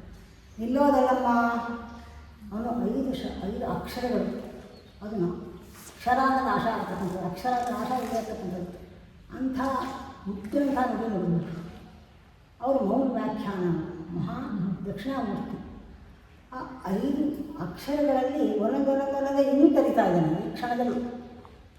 ಹೇಳಿ 7-8 ವರ್ಷ ಆಗಿದೆ. ಈ ಕ್ಷಣದಲ್ಲಿ ಫ್ರಾಕ್ಷನ್ ಆಫ್ ಅ ಸೆಕೆಂಡ್ ಅಂತ ನಾನು ಹೇಳ್ತೀವಿ. ಕಣ್ಣು ಮುಚ್ಚಿ ಕಣ್ಣು ಬಿಡೋದ್ರೊಳಗಡೆ ಗುರಿ ಬೀಸಲಿತ್ತು, ನಿಶ್ಚಲವಾಗಿತ್ತು. ಎಷ್ಟು ದೊಡ್ಡದು ಅಂತಂದರೆ ಅಷ್ಟು ತುಂತುರು ಮಳೆ ಬಂತು. ಒಂದು ತಕ್ಷಣ ಮೋಡ ಇಲ್ಲ, ಏನಿಲ್ಲ. ತಕ್ಷಣ ದೊಡ್ಡ ಕಾಮನ್ ಬಿಲ್ಲು. ಎಷ್ಟು ದೊಡ್ಡ ಕಾಮನ್ ಬಿಲ್ಲು ಅಂತಂದರೆ ನ ಭೂತೋ ನ ಭವಿಷ್ಯತಿ. ದೊಡ್ಡದಾಗ ಅಷ್ಟು ದೊಡ್ಡ ಕಾಮನ್ ಬಿಲ್ಲು. ಆಶ್ಚರ್ಯವಾಯಿತು. ಇಂಥದ್ದು ಯಾರು ಸೃಷ್ಟಿ ಮಾಡೋಕ್ಕಾಗುತ್ತೇನಮ್ಮ? ಕ್ಷಣಾರ್ಧದಲ್ಲಿ ಅಷ್ಟು ದೊಡ್ಡ ಕಾಮನ ಬಿಲ್ಲು ಮೂಡಿತ್ತು. ಅಮೃತ ವರ್ಷ ಹಾಗೆ ತುಂತುರು ಮಳೆ ಬಂದು ಆ ಕ್ಷಣದಲ್ಲಿ, ಈಗ ಕ್ಷಣಕ್ಕೆ ಮುಂಚೆ ಅಲ್ಲಿ ಏನೂ ಇರಲಿಲ್ಲ, ಆಗಲೇ ಮಳೆ ಬಂದು ಆಗಲೇ ಕಾಮನ್ ಬಿಲ್ಲು ಬಂದು ಇಲ್ಲೋದಲ್ಲಮ್ಮ ಅಂತ ಹೇಳಿದ ತಕ್ಷಣ ಅಂದರೆ ಅದು ಅಂದು ಇತ್ತು ನಿರಂತರವಾಗಿ ನಡೀತಾ ಸೃಷ್ಟಿಸ್ತಿಲ್ಲ. ಅದು ನಿರಂತರವಾಗಿರ್ತದೆ, ಎಂದೆಂದಿಗೂ ಇಲ್ಲವಂಥದ್ದಲ್ಲ. ಈಗ ಎಷ್ಟು ಯುಗಗಳಾಗಿದೆ, ಅಲ್ಲೇ ಸೃಷ್ಟಿಯಾಗಿ ಅಲ್ಲೇ ನಿಮಗೆ ಸಾಕಾರವಾಗಿ ತೋರಿಸ್ಬೇಕು. ಸೃಷ್ಟಿ ಸ್ಥಿತಿಲಯ ಅಂದರೆ ಏನು ಅಂತಕ್ಕಂಥದ್ದನ್ನು ಕಾಮನ್ ಬಿಲ್ಲು ಪ್ರಪಂಚ ಬ್ರಹ್ಮಾಂಡ ಉನ್ಮೇಷ ನಿಮಿಷೋತ್ಪನ್ನ ವಿಪನ್ನ ಭುವನ. ಕಣ್ಣು ಮುಚ್ಚಿ ಕಣ್ಣು ಬಿಡದೆ ಸೃಷ್ಟಿ ಸ್ಥಿತಿಲಯ ಅಂತಕ್ಕಂಥದ್ದು ಆಗ್ತಾ ಇರ್ತೆ ಭಗವಂತ ಇದರಲ್ಲಿ. ಸಪ್ತ ಸ್ವರಗಳು ಅಂದೇನು, ಸಪ್ತ ವರ್ಣ ಅಂದೇನು, ವಿಭುಗಾಯ ನಾವು ಹೇಳ್ತೀವಲ್ಲ, ಸಪ್ತ ವರ್ಣ ಅಂದೇನು, ಆರೋಹಣ ಅಂದೇನು, ಅವರೋಹಣ ಅಂದೇನು, ಹಂಸಧ್ವನಿ ಮಹಾಗಣಪತಿಯಿಂದ ಸಹಸ್ರಾರದಲ್ಲಿ ಅಮೃತವರ್ಷಿಣಿ ಆಗತಕ್ಕದ್ದು ಏನೇನು ರಾಗ ಪ್ರತಿಯೊಂದನ್ನು ಜ್ಯೋತಿ ಬೀದಿದ್ರೇನು, ಪ್ರತಿಯೊಂದನ್ನು ಒಂದೊಂದೊಂದೊಂದೊಂದೊಂದೇ ಅವರೇನು ಅಷ್ಟೇ ಹೇಳಿದರು. ಅನುಗ್ರಹ ಮಾಡ್ತಾ ಹೋದರು.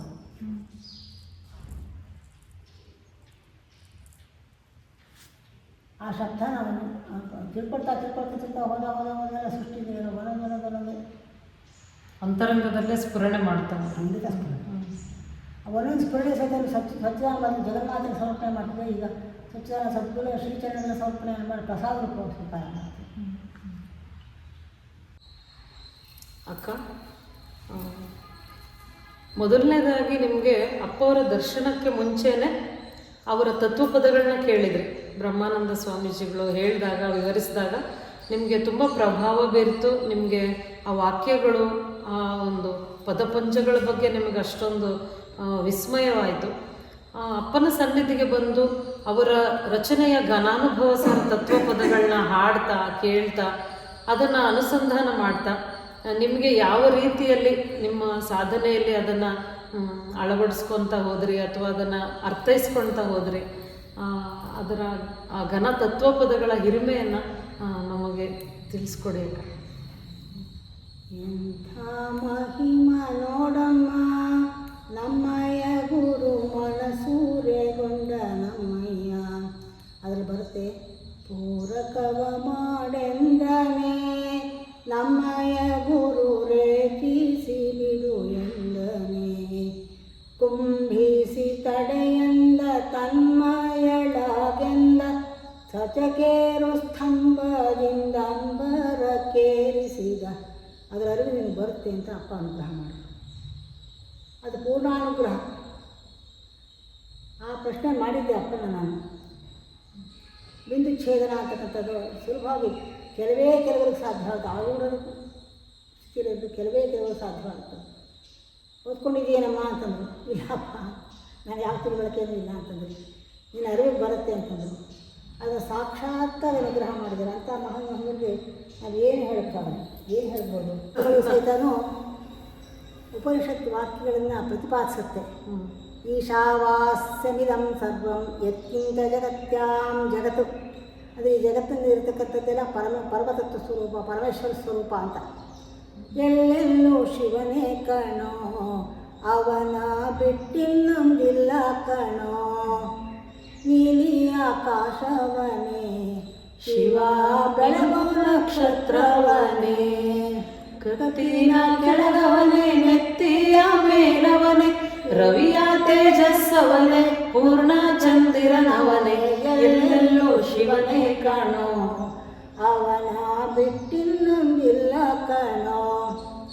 ಹಾಗೆ ಪರಬ್ರಹ್ಮ ಸ್ವರೂಪ ಅಂತಕ್ಕಂಥದ್ದನ್ನು ಎಷ್ಟು ಚೆನ್ನಾಗಿ ಹೇಳಿದಾರಪ್ಪ ಅಂತಂದರೆ,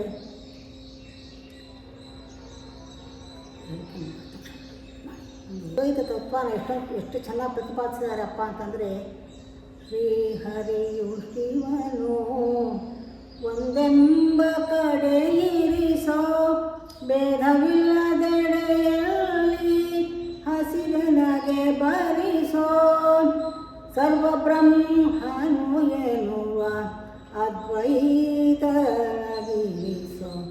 ಸರ್ವಬ್ರಹ್ಮನು ಎನ್ನುವ ಅದ್ವೈತದೊಳಗಿರಿಸೋ, ನೀಡನಗೆ ಶಿವನೇ ಬೇರುವನು ಬರವಂದ. ಆ ವರ ಎಂಥದಪ್ಪ ಅಂದರೆ, ಎಲ್ಲವೂ ಪರಬ್ರಹ್ಮ ಸ್ವರೂಪ ಅಂತಕ್ಕಂಥ ಅದ್ವೈತದಲ್ಲಿ ನಾನು ಇಡು ಅಂತ ಪ್ರಾರ್ಥನೆ ಮಾಡಿದ್ದಾರೆ. ಅದನ್ನೇ ಅಪ್ಪ ನಮ್ಮನೆಗೆ ಬಂದಾಗ ಪಾಲಕ ಪೂಜೆನಲ್ಲಿ ಹೇಳಿಕೊಟ್ರು. ಪೀಠಂ ವಿಶ್ವಧರಿತ್ರಿ ಜಲಧರಕಶಂ ಲಿಂಗಮಾಕಾಶಮೂರ್ತಿಂ ನಕ್ಷತ್ರಂ ಪುಷ್ಪಮಾಲಿಕಾಂ ಗ್ರಹಣ ಕುಸುಮಂ ಅಂತಕ್ಕಂಥದ್ದು ಇಡೀ ಬ್ರಹ್ಮಾಂಡ ವ್ಯಾಪ್ತ ದೇಹ. ಅದಕ್ಕೆ ನನ್ನಾನೇ ಪ್ರಶ್ನೆ ಮಾಡ್ಕೊಂಡೆ. ಆಗ ಏನು ರುದ್ರ ನೀವು ಹೇಳ್ತೀಯಾ, ಧ್ಯಾನ ಶ್ಲೋಕ ಹೇಳ್ತೀಯಾ, ಈ ಧ್ಯಾನ ಶ್ಲೋಕ ಏನಂತ ಅರ್ಥೈಸ್ಕೊಂಡಿದ್ದೀಯಾ ನೀನು, ನನ್ನ ನಾನೇ ಪ್ರಶ್ನೆ ಮಾಡ್ಕೊಂಡೆ. ಆಗ ಧ್ಯಾನ ಶ್ಲೋಕ ಅಂದರೆ ಯಾವುದಕ್ಕ ಅದು ತಾನೇ ಹೇಳಿದೆ ನಾನು. ಧ್ಯಾನ ಶ್ಲೋಕ ನನ್ನ ನಾನೇ ಪ್ರಾರ್ಥನೆ ಮಾಡಿಕೊಂಡೆ. ಎಲ್ಲವೂ ಭಗವನ್ಮಯವಾಗಿ ನಾವು ಮಾಡಿಕೊಂಡಾಗ ನೀನು ಆ ಸ್ವರೂಪ ಆದಾಗ ಮಾತ್ರ ನೀನು ಅದನ್ನು ಹೇಳಕ್ಕೆ ರುದ್ರಾಧ್ಯಾಯ ಹೇಳಕ್ಕೆ ಸಾಧ್ಯ. ಆ ಬ್ರಹ್ಮಭುವನಾಲೋಕೆ ಅಂತ ಹೇಳ್ತೇವೆ. ಬ್ರಹ್ಮಾಂಡವನ್ನೆಲ್ಲ ಬ್ರಹ್ಮಾಂಡ ವ್ಯಾಪ್ತ ದೇಹ ಭಸತೆ ಹಿಮಂತ ಭಾಸಮಾನ, ಈ ಬ್ರಹ್ಮಾಂಡವನ್ನೇ ವ್ಯಾಪಿಸ್ಬಿಡ್ತಾರೆ ಪರಬ್ರಹ್ಮ ಸ್ವರೂಪ ಅಂತಕ್ಕಂಥದ್ದು. ಅದು ಬಿಟ್ಟು ಎರಡನೇದಾಗಿ ಯಾವುದೂ ಇಲ್ಲವೇ ಇಲ್ಲ. ಅದನ್ನೇ ಸರ್ವಬ್ರಹ್ಮನು ಎನ್ನುವ ಅದ್ವೈತದೊಳಗಿರಿಸೋ. ಆ ಅದ್ವೈತ ತತ್ವ ನಮ್ಮ ಮನೆಗೆ ಬಂದಾಗ ಅಪ್ಪ ಎಷ್ಟು ಚೆನ್ನಾಗಿ ಅದನ್ನು ನಾನು ಸಾದೃಶ್ಯವಾಗಿ ಮಾಡಿಕೊಟ್ರು ಅಂತಂದರೆ, ನಮ್ಮ ಮನೆಗೆ ಬಂದಿದ್ರು ಅಪ್ಪ. ಮೈಸೂರಿಗೆ ಒಂದು ಮದುವೆಗೆ ಬಂದಿದ್ದರು. ಪಾವನ ಮನೆ ಪಿತೃಮೂತ್ರ ಮದುವೆ ಅಂದರೆ ನರಸಿಂಹಮೂತ್ರ ಮಗಳ ಮದುವೆ. ನಮ್ಮ ಮನೆಗೆ ಸೀರೆ ಇದ್ದಿದ್ದಾಗೆ ಬಂದರು ಅಪ್ಪ. ಸರಿ ಎಲ್ಲ ಆಯಿತು, ಬೆಳಗಾಗಿದ್ದು ಎಲ್ಲರೂ ಹೊರಟೋದ್ರು. ಆಮೇಲೆ ಬೆಳಗ್ಗೆ ಅಪ್ಪ ಮಾತ್ರ ಇದ್ದರು. ಪೂಜೆ ಎಲ್ಲ ಮುಗಿತು ಬಂದು ಆಚೆ ಬಂದು ನಿಂತ್ಕೊಂಡ್ರು. ನಿಂತ್ಕೊಂಡ ತಕ್ಷಣ ಸುಮ್ಮನೆ ಕೈ ಹೀಗಂದ್ರೆ ಅಷ್ಟೇ ಎರಡು ರೂಪಾಯಿ ಕಾಯಿನ್ ಟಣ್ ಅಂತ ಕೆಳಗಡೆ ಬಿತ್ತು. ನಾನೇನು ಮಾಡಲಿಲ್ಲಮ್ಮ ಅಂತಂದರು. ಯಾಕೆಂದರೆ ಅದು ಸಹಜಾವಸ್ಥೆ, ಸಹಜವಾಗಿ ನಡೆಯೋದು, ಪವಾಡ ಅಲ್ಲ. ಅದು ಸಹಜವಾಗಿ ಬಂತು. ಅಂದರೆ ನಾನು ನೀನು ಬೇರೆ ಅಲ್ಲ, ಶರೀರ ಮಾತ್ರ ಬೇರೆದೇ ಇಲ್ಲಿ ಬರ್ತದೆ. ಇಲ್ಲಿರ್ತಕ್ಕಂಥ ಆತ್ಮ ಒಂದೇ ಒಂದನ. ಅದು 2 ರೂಪಾಯಿ ಕಾಯಿನ್, ಒಂದೇ ನಾಣ್ಯದ 2 ಮುಖ, ಪ್ರಕೃತಿ ಪುರುಷ ಅಂತಕ್ಕಂಥದ್ದನ್ನು ತೋರಿಸೋದು. ಎಷ್ಟು ಸಹಜವಾಗಿ ನಿಷ್ಕ್ರಿಯ ನಿಶ್ಚಿಂತ ಅಗಣಿತ ಅಪಾರ. ಅಂದರೆ ಅದ್ವೈತ ತತ್ವನ ಎಷ್ಟು ಮಟ್ಟಿಗೆ ಹೇಳೋದು, ಮೌನ ವ್ಯಾಖ್ಯಾನ ಅಂತ ಅದನ್ನೇ ಹೇಳೋದು. ಆ 2 ರೂಪಾಯಿ ಕಾಯಿನ ಅದರಲ್ಲಿ ಒಂದೇ ನಾಣ್ಯ ಎರಡು ಮುಖ, ಪ್ರಕೃತಿ ಪುರುಷ ಅಂತಕ್ಕಂಥದ್ದು. ಅದೆರಡು ಅಭೇದ. ತುಂಬ ಆನಂದವಾಗಿದೆ. ಅಪ್ಪನ ಬಾ ತಪ್ಪು ಗಲಗಲ ಅಂತಂದರೆ ಆನಂದ ಭಾಷೆ, ಆನಂದ ಭಾಷೆ ಅಂತ ಅಷ್ಟು ಮಟ್ಟಿಗೆ ಅನುಗ್ರಹ ಮಾಡಿದ್ದಾರೆ. ಅದು ಅನುಗ್ರಹ ಪವಾಡ, ಅದು ಸಹಜವಾಗಿ ನಡೆಯುತ್ತೆ. ಆ ಮಹತ್ವದ ಅಪ್ರಯತ್ನವಾಗಿ ನಡೆಯುತ್ತೆ. ಸಹಜವೇ ಶಿವ. ಆನಂದ ಸ್ವರೂಪದಲ್ಲಿದ್ದಾಗ ನಡೆಯೋದು ಅದನ್ನು ಅಷ್ಟೊಂದು ಆನಂದ ಅಲ್ವಾ. ಮಾತೃ ಸ್ವರೂಪದಲ್ಲಿ ಹೇಗೆ ಅಂತಂದರೆ, 2ನೇ ಬಾರಿ ಬಂದಾಗ ಅಪ್ಪನವರು ಈ ಥರ ಬೆಂಗಳೂರಿಗೆ ಹೋಗ್ತಾ ಇದ್ದಾರೆ, ನೀವು ಬನ್ನಿ ಅಂತಂದರು. ನಮ್ಗೆ ಯಾವ ಜೊತೆ ಹೋಗೋ ಅಭ್ಯಾಸ ಎಲ್ಲ ಏನೂ ಇಲ್ಲ. ಸರಿ, ನಾವು ವಾಪಸ್ ಹೋಗ್ತೀವಿ ಕೇಳೋಕ್ಕಾಗಲ್ಲ, ಯಾಕಂದರೆ ಮಹಾತ್ಮದ ಕೇಳಬಾರ್ದು. ಜೊತೆಗೆ ಹೋದ್ವಿ. ಸರಿ, ಎಲ್ಲರ ಮನೆಯೂ ಆಯಿತು. ರಾತ್ರಿ ಎಲ್ಲ ಕೃಷ್ಣನ ಮನೆ ಆಯಿತು, ಎಲ್ಲರ ಮನೆ ಆಯಿತು. ಬೆಳಗ್ಗೆ ಶ್ರೀಮಾತನ ಮನೆಗೆ ಬೆಳಗಿನ ಬೇಗ ಎದ್ದ ತಕ್ಷಣವೇ ಪ್ರಸಾದ ಆಯಿತು. 6 ಗಂಟೆ 5 ಮುಕ್ಕಾಗುತ್ತೆ, ಏನಕ್ಕಾಗಲ್ಲ ಅಂದ್ಬಿಟ್ಟು ನಾವು ಸ್ವಲ್ಪ ತೊಗೊಂಡ್ವಿ. ತಿರಸ್ಕಾರ ಮಾಡುವ ಪ್ರಸಾದ ಅಂತ ಬೇರೆಲ್ಲ ತಿಂದರು. ಸೀದಾ ಶ್ರೀಮಾತನ ಮನೆಗೆ ಹೋಗಿ ಮನೆಗೆ ಹೋಗಿ 11 ಗಂಟೆ ಆಗುತ್ತೆ. ಊಟ ಪ್ರಸಾದ ಎಲ್ಲ ಆಯಿತು, ಎಲ್ಲರಿಗೂ ರೆಡಿ ಮಾಡಿ ಬಡಿಸಿದ್ರೆ ಆ ಮಹಾತ್ಮರು ಅನ್ನಪೂರ್ಣ ಸ್ವರೂಪ ಅಂದರೆ ಅವರ ದೃಷ್ಟಿಯಲ್ಲಿ ಯಾರನ್ನು ಯಾವುದನ್ನು ಬಿಡದ ಅನ್ನಕ್ಕೆ ಆ ಬ್ರಹ್ಮಭವನ ಹೇಳಿದಾಗ ಎಷ್ಟು ಮಟ್ಟಿಗೆ ಇರುತ್ತೆ ಅಂತಂದರೆ, ಒಂದು ಸಣ್ಣ ಇರುವೆ. ಆ ಬ್ರಹ್ಮಪೀಠ ಜನನಿ ವರ್ಣಾಶ್ರಮ ವಿಧಾಯಿನಿ, ಸಣ್ಣ ಇರುವೆಯಿಂದ ಹಿಡಿದು ಪ್ರತಿ ಒಂದೊಂದಕ್ಕೂ ಆಶ್ರಮ ಕೊಡ್ತಕ್ಕಂಥವ್ರು, ಅನ್ನ ಕೊಡ್ತಕ್ಕಂಥ ಅನ್ನಪೂರ್ಣೇಶ್ವರಿ ಅವರು ಅನ್ನೋದಕ್ಕೆ ತಕ್ಷಣ ಕರೆದು ಶ್ರೀಮಾತನ ಕರೆದ್ಬಿಟ್ಟು ಆ ದಂಪತಿಗಳಿದ್ದು ಊಟ ಮಾಡಿ ಫಸ್ಟ್ ಅವರಿಗೆ ಬಡಿಸೋದು, ಆಮೇಲೆ ಬೇರೆಯವ್ರಿಗೆಲ್ಲ ಕರೆದು ಬಡಿಸ್ತೀನಿ. ಅವ್ರಿಗೆ ಕೂರಿಸಿ ಬಡಿಸಿಸ್ಬಿಟ್ಟು ಅಂದರೆ ಎಷ್ಟು ಮಟ್ಟಿಗೆ ಗಮನ ಆಯಿತು. ನಾವೆಲ್ಲ ಮೂಲದಲ್ಲಿ ಕತ್ತಲಲ್ಲಿ ಕೂತಿದ್ವಿ, ನಾವು ಕಾಣು ಹಾಕ್ಕೊತಿದ್ವಿ. ಎಂಥ ಪ್ರೇಮ! ಆ ಪ್ರೇಮ ಆಲೋಚನೆ ಮಾಡ್ಕೊಂಡು ಹೋಗ್ತೈತೆ ನಮ್ಮ. ಅಂಥ ಪ್ರೇಮ ಅಲ್ಲಿ ಅದು ಇಲ್ಲಿದೆ. ಇಲ್ಲಿ ಬಂದರೂ ಅಷ್ಟೇ ಬಿಸಿಲಲ್ಲಿ ಬಂದುಬಿಟ್ಟಿಲ್ಲ ನಮ್ಮ. ಮೊಟ್ಟ ಮೊದಲನೇ ಸಾರಿನ ಬಂದಾಗ ಖಾರದ ಸಾರು, ಗಟ್ಟಿದು ರಾಗಿ ಮುದ್ದೆ ತಿನ್ನೋಕ್ಕಾಗ್ತಾಯಿಲ್ಲ, ನನಗೆ ಅಭ್ಯಾಸ ಇಲ್ಲ. ಜೊತೆಗೆ ಸಿಕ್ಕಾಪಟ್ಟೆ ಖಾರದ ಸಾರು ನೀರು ಬರ್ತಾಯಿದೆ, ಖಾರ ಆಗ್ತಾಯಿದೆ ನಮ್ಮ ಅಂತ. ಅಪ್ಪ ಸಕ್ಕರೆ ತರಿಸ್ಬಿಟ್ಟು ಪಾಪ, ಸಕ್ಕರೆ ಅಂದರೆ ಎಂಥ ಪ್ರೇಮ, ಎಂಥ ಪ್ರೇಮ. ಅದು ಯಾವುದು ಮರೆಯೋಕ್ಕಾಗಲ್ಲ ಕಣ್ಣ. ಅಕ್ಕ, ಒಂದು ಅದ್ಭುತವಾದಂಥ ಸನ್ನಿವೇಶ ಈ ಒಂದು ಆಶ್ರಮದಲ್ಲಿ ಒಮ್ಮೆ ಶ್ರೀಪಾದ ಶ್ರೀವಲ್ಲಭ ಜಯಂತಿಯ ಸಂದರ್ಭದಲ್ಲಿ ತೇರು ನಡೀತು. ಆ ತೇರು ನಡೆದು ಒಂದು ಪೂಜೆ ಆಗಿ ತೇರು ಬಂದು ಹೊರಡಬೇಕು ಅನ್ನೋ ಸಂದರ್ಭದಲ್ಲಿ ಆ ಒಂದು ಉತ್ಸವ ಮೂರ್ತಿಯನ್ನು ತೇರಿನ ಒಂದು ಗರ್ಭಗುಡಿಯಲ್ಲಿ ನಟ್ಟು ಬೋಲ್ಟಾಗಿ ಚೆನ್ನಾಗಿ ಫಿಕ್ಸ್ ಮಾಡಿದರು. ಆದರೆ ಪೂಜೆಯೆಲ್ಲ ಆಗಿ ಹೊರಡುವಾಗ ಆ ವಿಗ್ರಹ ಅದು ಅಪ್ಪನ ಕಡೆಗೆ ಟರ್ನ್ ಆಗಿತ್ತು. ಇದು ಅತ್ಯಂತ ಒಂದು ವಿಲಕ್ಷಣವಾಗಿತ್ತು ಮತ್ತು ಅದು ಎಲ್ಲರಲ್ಲೂ ಒಂದು ಸಂಚಲನ ಆಗೋಯಿತು. ಆ ಸಂದರ್ಭದಲ್ಲಿ ಅಪ್ಪ ಒಂದು ಮಾತನ್ನು ಘೋಷಣೆ ಮಾಡಿದರು, ಒಂದು ಶಬ್ದ. ಅದೇನು ಹೇಳಿದ್ರು, ನೀವೆಲ್ಲರೂ ನನ್ನ ಹೃದಯದಲ್ಲಿದ್ದೀರಾ, ನಾನು ನಿಮ್ಮ ಹೃದಯದಲ್ಲಿ ಇದ್ದೇನೆ ಅಂತ. ಅದಕ್ಕೆ ಇದೆಲ್ಲ ನಡೀತಾ ಇದೆ ಅಂತ. ಅದರ ಒಂದು ಆ ಶಬ್ದದ, ಆ ಗುರುವಿನ ವಾಣಿಯ ಮಹತ್ವವನ್ನು ನಮಗೆ ದಯವಿಟ್ಟು ತಿಳಿಸ್ಕೊಡಿ ಅಕ್ಕ. ಈ ಮೊದಲೇ ಹೇಳಿದಂತೆ ಮಗು ಪ್ರಭಾಕರ ಸ್ವಾಮಿ ಅಂತ ಹೇಳಿದೆ. ಪ್ರಭಾಕರ ಸ್ವಾಮಿ ಅಂತಂದರೆ ಪ್ರಭೆ ಅಂದರೆ ಏನು, ಎಂದೆಂದಿಗೂ ಬೆಳಗ್ತಾ ಇರ್ತಕ್ಕಂಥದ್ದು. ಅದು ಸೂರ್ಯೋಪಾಸಕರು, ಯಾಜ್ಞವಲ್ಕರು. ಯಾಕೆಂದರೆ ಯಾಜ್ಞವಲ್ಕರ ಬಗ್ಗೆ ಯಾಕೆ ಹೇಳ್ತಿದ್ದೀನಿ ಅಂತಂದರೆ, ನಾನಿಲ್ಲಿ ಬಂದ ಶಾಂತಮ್ಮನವರು ಬಹಳ ಹಳೆಯ ಶಿಷ್ಯರು. ಆ ಶಾಂತಮ್ಮನವರು ಹೇಗೆ ಅಂತಂದರೆ ಅವಿನಾಭಾವ ಸಂಬಂಧ, ಗುರುಗಳು ಅವ್ರ ಮನೆಗೂ ಗುರುಗಳಿಗೂ. ಆ ಅವಿನಾಭಾವ ಸಂಬಂಧದಲ್ಲಿ ಬಹಳಷ್ಟು ಹೇಳಿದ್ದಾರೆ ಅವರು. ಅದರಲ್ಲಿ ಇದು ಒಂದು. ಒಮ್ಮೆ ಅವರೊಂದ್ಸರಿ ಬರ್ತಾ ಇರಬೇಕಾದ್ರೆ ಬೃಹದಾಕಾರ ಅಪ್ಪ, ಎಂಥ ಬೃಹದಾಕಾರ ಅಂದರೆ ಹಳೆ ಕನ್ನೇಶ್ವರ ಗುಡಿಯಲ್ಲಿ ಗದ್ದೆ ಬದುವೆ ಮೇಲೆ ನಡ್ಕೊಂಡು ಬರ್ತಾ ಇರಬೇಕಾದ್ರೆ ಅಪ್ಪನವರು ಅವ್ರನ್ನ ರಕ್ಷಣೆ ಮಾಡಿಕೊಂಡು, ಎಷ್ಟು ಬೃಹದಾಕಾರ ಅಂದರೆ ಅವ್ರಿಗೆ ಅವರ ಆಲೋಚನಾ ರಹಿತ ಸ್ಥಿತಿಯಲ್ಲಿ ಬಂದುಬಿಟ್ರಂತ. ಅದು ನೋಡ್ಬಿಟ್ಟು ಅದು ನಾನು ಹೇಳಿದ್ದು, ನಾನು ತುಂಬ ಆನಂದವಾಗುತ್ತೆ. ಅಂದರೆ ಅಷ್ಟಸಿದ್ಧಿಗಳು ಅವ್ರಿಗೆ ಅರಿಮ ಗರಿಮ ಲಗಿಮ ನಾವು ಹೇಳ್ತೀವಿ, ವಿಶಿತ್ವ ಅಶಿತ್ವ ಸಿದ್ಧಿಗಳು. ಯಾವ ರೂಪ ಬೇಕಾದ್ರೂ ತಾಳ್ಬೋದು, ಅವ್ರು ಹೇಗೆ ಬೇಕಾದ್ರೂ ಇರ್ಬೋದು. ಆ ಸ್ವರೂಪದಲ್ಲಿ ಅವರು ದರ್ಶನ ಕೊಟ್ಟಿದ್ದಾರೆ. ಹೌದು, ಒಂದು. ಎರಡನೇದಾಗಿ ಏನಪ್ಪ ಅಂತಂದರೆ ಕ್ಯಾತಜ್ಜ ಬಂದ ದಿವಸನೇ ಅದು ಗುರುವಾರ ಪೌರ್ಣಮಿ. ಇಡೀ ರಾತ್ರಿ ಎಲ್ಲ ಪೂರ್ತಿ ಕ್ಯಾತಜ್ಜ ಅಂತ ಕೂತ್ಕೊಂಡು ಅಪ್ಪನವರು ಮಹಿಮೆ ಕೇಳಿದೆ ನಾನು. ಅಪ್ಪ ಬಂದು ಬಗ್ಗಿ ನೋಡ್ತಾ ಇದ್ದರು. ಯಾಕಂದರೆ ನಂಗೆ ಆನಂದ. ಬೆಳಗಿನ ಜಾವ ತನಕ ರಾತ್ರಿ 9:30 ಕೂತ್ಕೊಂಡೋಳು ಗಣೇಶ ಗುಡಿ ಪಕ್ಕದಲ್ಲಿ ಸತ್ಸಂಗ ನಡೀತಾನೆ ಇದೆ, ಕೇಳಿಸ್ಕೊಳ್ತಾನೆ ಕೂತಿದ್ದೆ ಅವ್ರ ಹತ್ರ. ಅಪ್ಪ ಹೇಳಿ ಆವಾಗ ಅವ್ರು ಹೇಳಿದರು, ಹಸುಗಳ ಮೇಯಿಸ್ತಾ ಅಪ್ಪ ಹೋಗ್ತಾ ಇದ್ರೆ ಘನ ನಿದ್ದೆಗೆ, ಅಥವಾ ಹೊಲ ಮೇಯಿಸ್ತಾ ಇರ್ಬೇಕು ಘನ ನಿದ್ದೆ ಫೋಟೋಗಳು. ಆ ಘನ ನಿದ್ದೆಯಿಂದ ಇಂಥದ್ದು ಆನಂದ ಸ್ಥಿತಿಲಿ ಇರೋದು. ಶರೀರ ಅದ್ರ ಪಾಡಿಗೆ ತಿರುಗಿ ಶರೀರಕ್ಕೆ ಅದಕ್ಕೂ ಸಂಬಂಧನೇ ಇಲ್ಲ. ಅವರು ಇಡೀ ಬ್ರಹ್ಮಾಂಡ ವ್ಯಾಪಿಸ್ಬಿಟ್ಟಿರ್ತಾರೆ. ಆ ಪ್ರಭೆ ಕಥೆ ಇಡೀ ಬ್ರಹ್ಮಾಂಡ ಅವರೇ ಸೃಷ್ಟಿ ಸ್ಥಿತಿಗಳಿವೆ. ಹಿರಣ್ಯ ಗರ್ಭ ಅಂತ ಅದಕ್ಕೆ ಹೇಳೋದು. ಸೊ ಯಾಜ್ಞವಲ್ಕರು ಅದೇ ಥರನೇ. ಯಾಜ್ಞವಲ್ಕರ ಸ್ಮೃತಿ ಅಂತ ಬರುತ್ತೆ. ಯಾಜ್ಞವಲ್ಕರು ಸೂರ್ಯೋಪಾಸನೆ ಮಾಡಿ ಸೂರ್ಯನ ಅನುಷ್ಠಾನ ಮಾಡಿ ಸ್ವಯಂ ಆಸ್ವರೂಪನಾಗಿ ಬ್ರಹ್ಮಾಂಡ ಬೆಳೀತಾ ಇದ್ದಾರೆ. ಅದು ಸಾಕ್ಷೀಭೂತವಾಗಿದೆ. ಅದು ಎಂದೆಂದಿಗೂ ಯಾವ ಸ್ಪರ್ಶನೂ ಇಲ್ಲ. ಜಗತ್ತಿನಲ್ಲಿ ಯಾವುದೇ ಘಟನೆ, ಯಾವ ಪರಿಸ್ಥಿತಿ, ಏನೇ ಬೇಕಾದ್ರೂ ನಡೆದು ಸೂರ್ಯನಿಗೆ ಯಾವ ಸ್ಪರ್ಶನೂ ಇಲ್ಲ. ಅವನು ಆನಂದ ಬೆಳೀತಾ ಇದ್ದಾನೆ. ಹಾಗೆ ಅಪ್ಪನಾದರೂ ಅಷ್ಟೇ. ಅವರು ಮಹಾತ್ಮರು, ಆರೂಢಕ್ಕಿಂತಲೂ ಮೀರಿದವರು. ಆರೂಢ ಅಂತಕ್ಕಂಥ ಒಂದು ಸ್ಥಿತಿ ಅಂತ ಹೇಳಿದ್ನಲ್ಲ, ಅದನ್ನು ಮೀರಿ ಸರ್ವವ್ಯಾಪ್ತವಾಗ್ತಿದ್ದಾರೆ. ಎಂದೆಂದಿಗೂ ಇರ್ತಕ್ಕಂಥದ್ದು ಅಸತ್ ಸ್ವರೂಪ ಅಂತ ಹೇಳಿದ್ನಲ್ಲ, ಅದು ಅಂದು ಇತ್ತು ಇಂದು ಎಂದೆಂದಿಗೂ ಇರ್ತಕ್ಕಂಥ ಅಸತ್ ಸ್ವರೂಪ. ಆ ಉಪಾಸನೆ ಮಾಡಿ ಸ್ವಯಂ ಸಿದ್ಧರಾಗಿದ್ದಾರೆ ಅಂತ ಎಲ್ಲ ಹೇಳಿದ್ದೀನಿ ನಾನು. ಹಾಗಿರ್ಬೇಕಾದ್ರೆ ಅವರು ಸ್ವಯಂ ಪ್ರಭೆ. ಹಿರಣ್ಯ ಗರ್ಭ ಅಂದರೆ ಇಡೀ ಬ್ರಹ್ಮಾಂಡನೇ ನೋಡಿದ್ವಿ. ನೀವೆಲ್ಲರೂ ನಾನು ನೋಡಿದ್ದೀರ ಅಂದರೆ ಅಂಥ ಮಹಾತ್ಮರಿಗೂ ಏನು ಹೇಳ್ಬೋದು ಅದನ್ನು ಅಲ್ವಾ? ಅದರಲ್ಲೇ ಹೇಳ್ತಾರೆ. ಒಂದೊಂದು ತೈತಿರಿಯ ಉಪನಿಷತ್ತಲ್ಲಿ ಒಂದು ಹೇಳುತ್ತೆ, ಐತಿರಿಯ ಉಪನಿಷತ್ತಲ್ಲಿ ಒಂದೊಂದು ಹೇಳ್ತಾರೆ.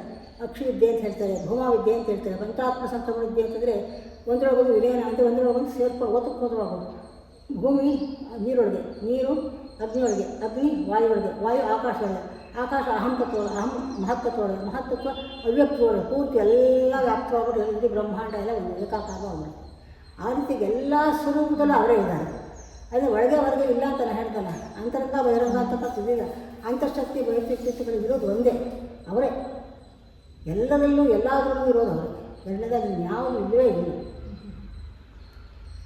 ಅದನ್ನು ಅವರೇ ಅನುಗ್ರಹಿಸಬೇಕು, ಅವರೇ ಅನುಗ್ರಹ ಮಾಡಬೇಕು, ಅವರೇ ಅಂತ ಮಹತ್ವ. ಅದಕ್ಕೇನು ಹೇಳ್ತಾರೆ?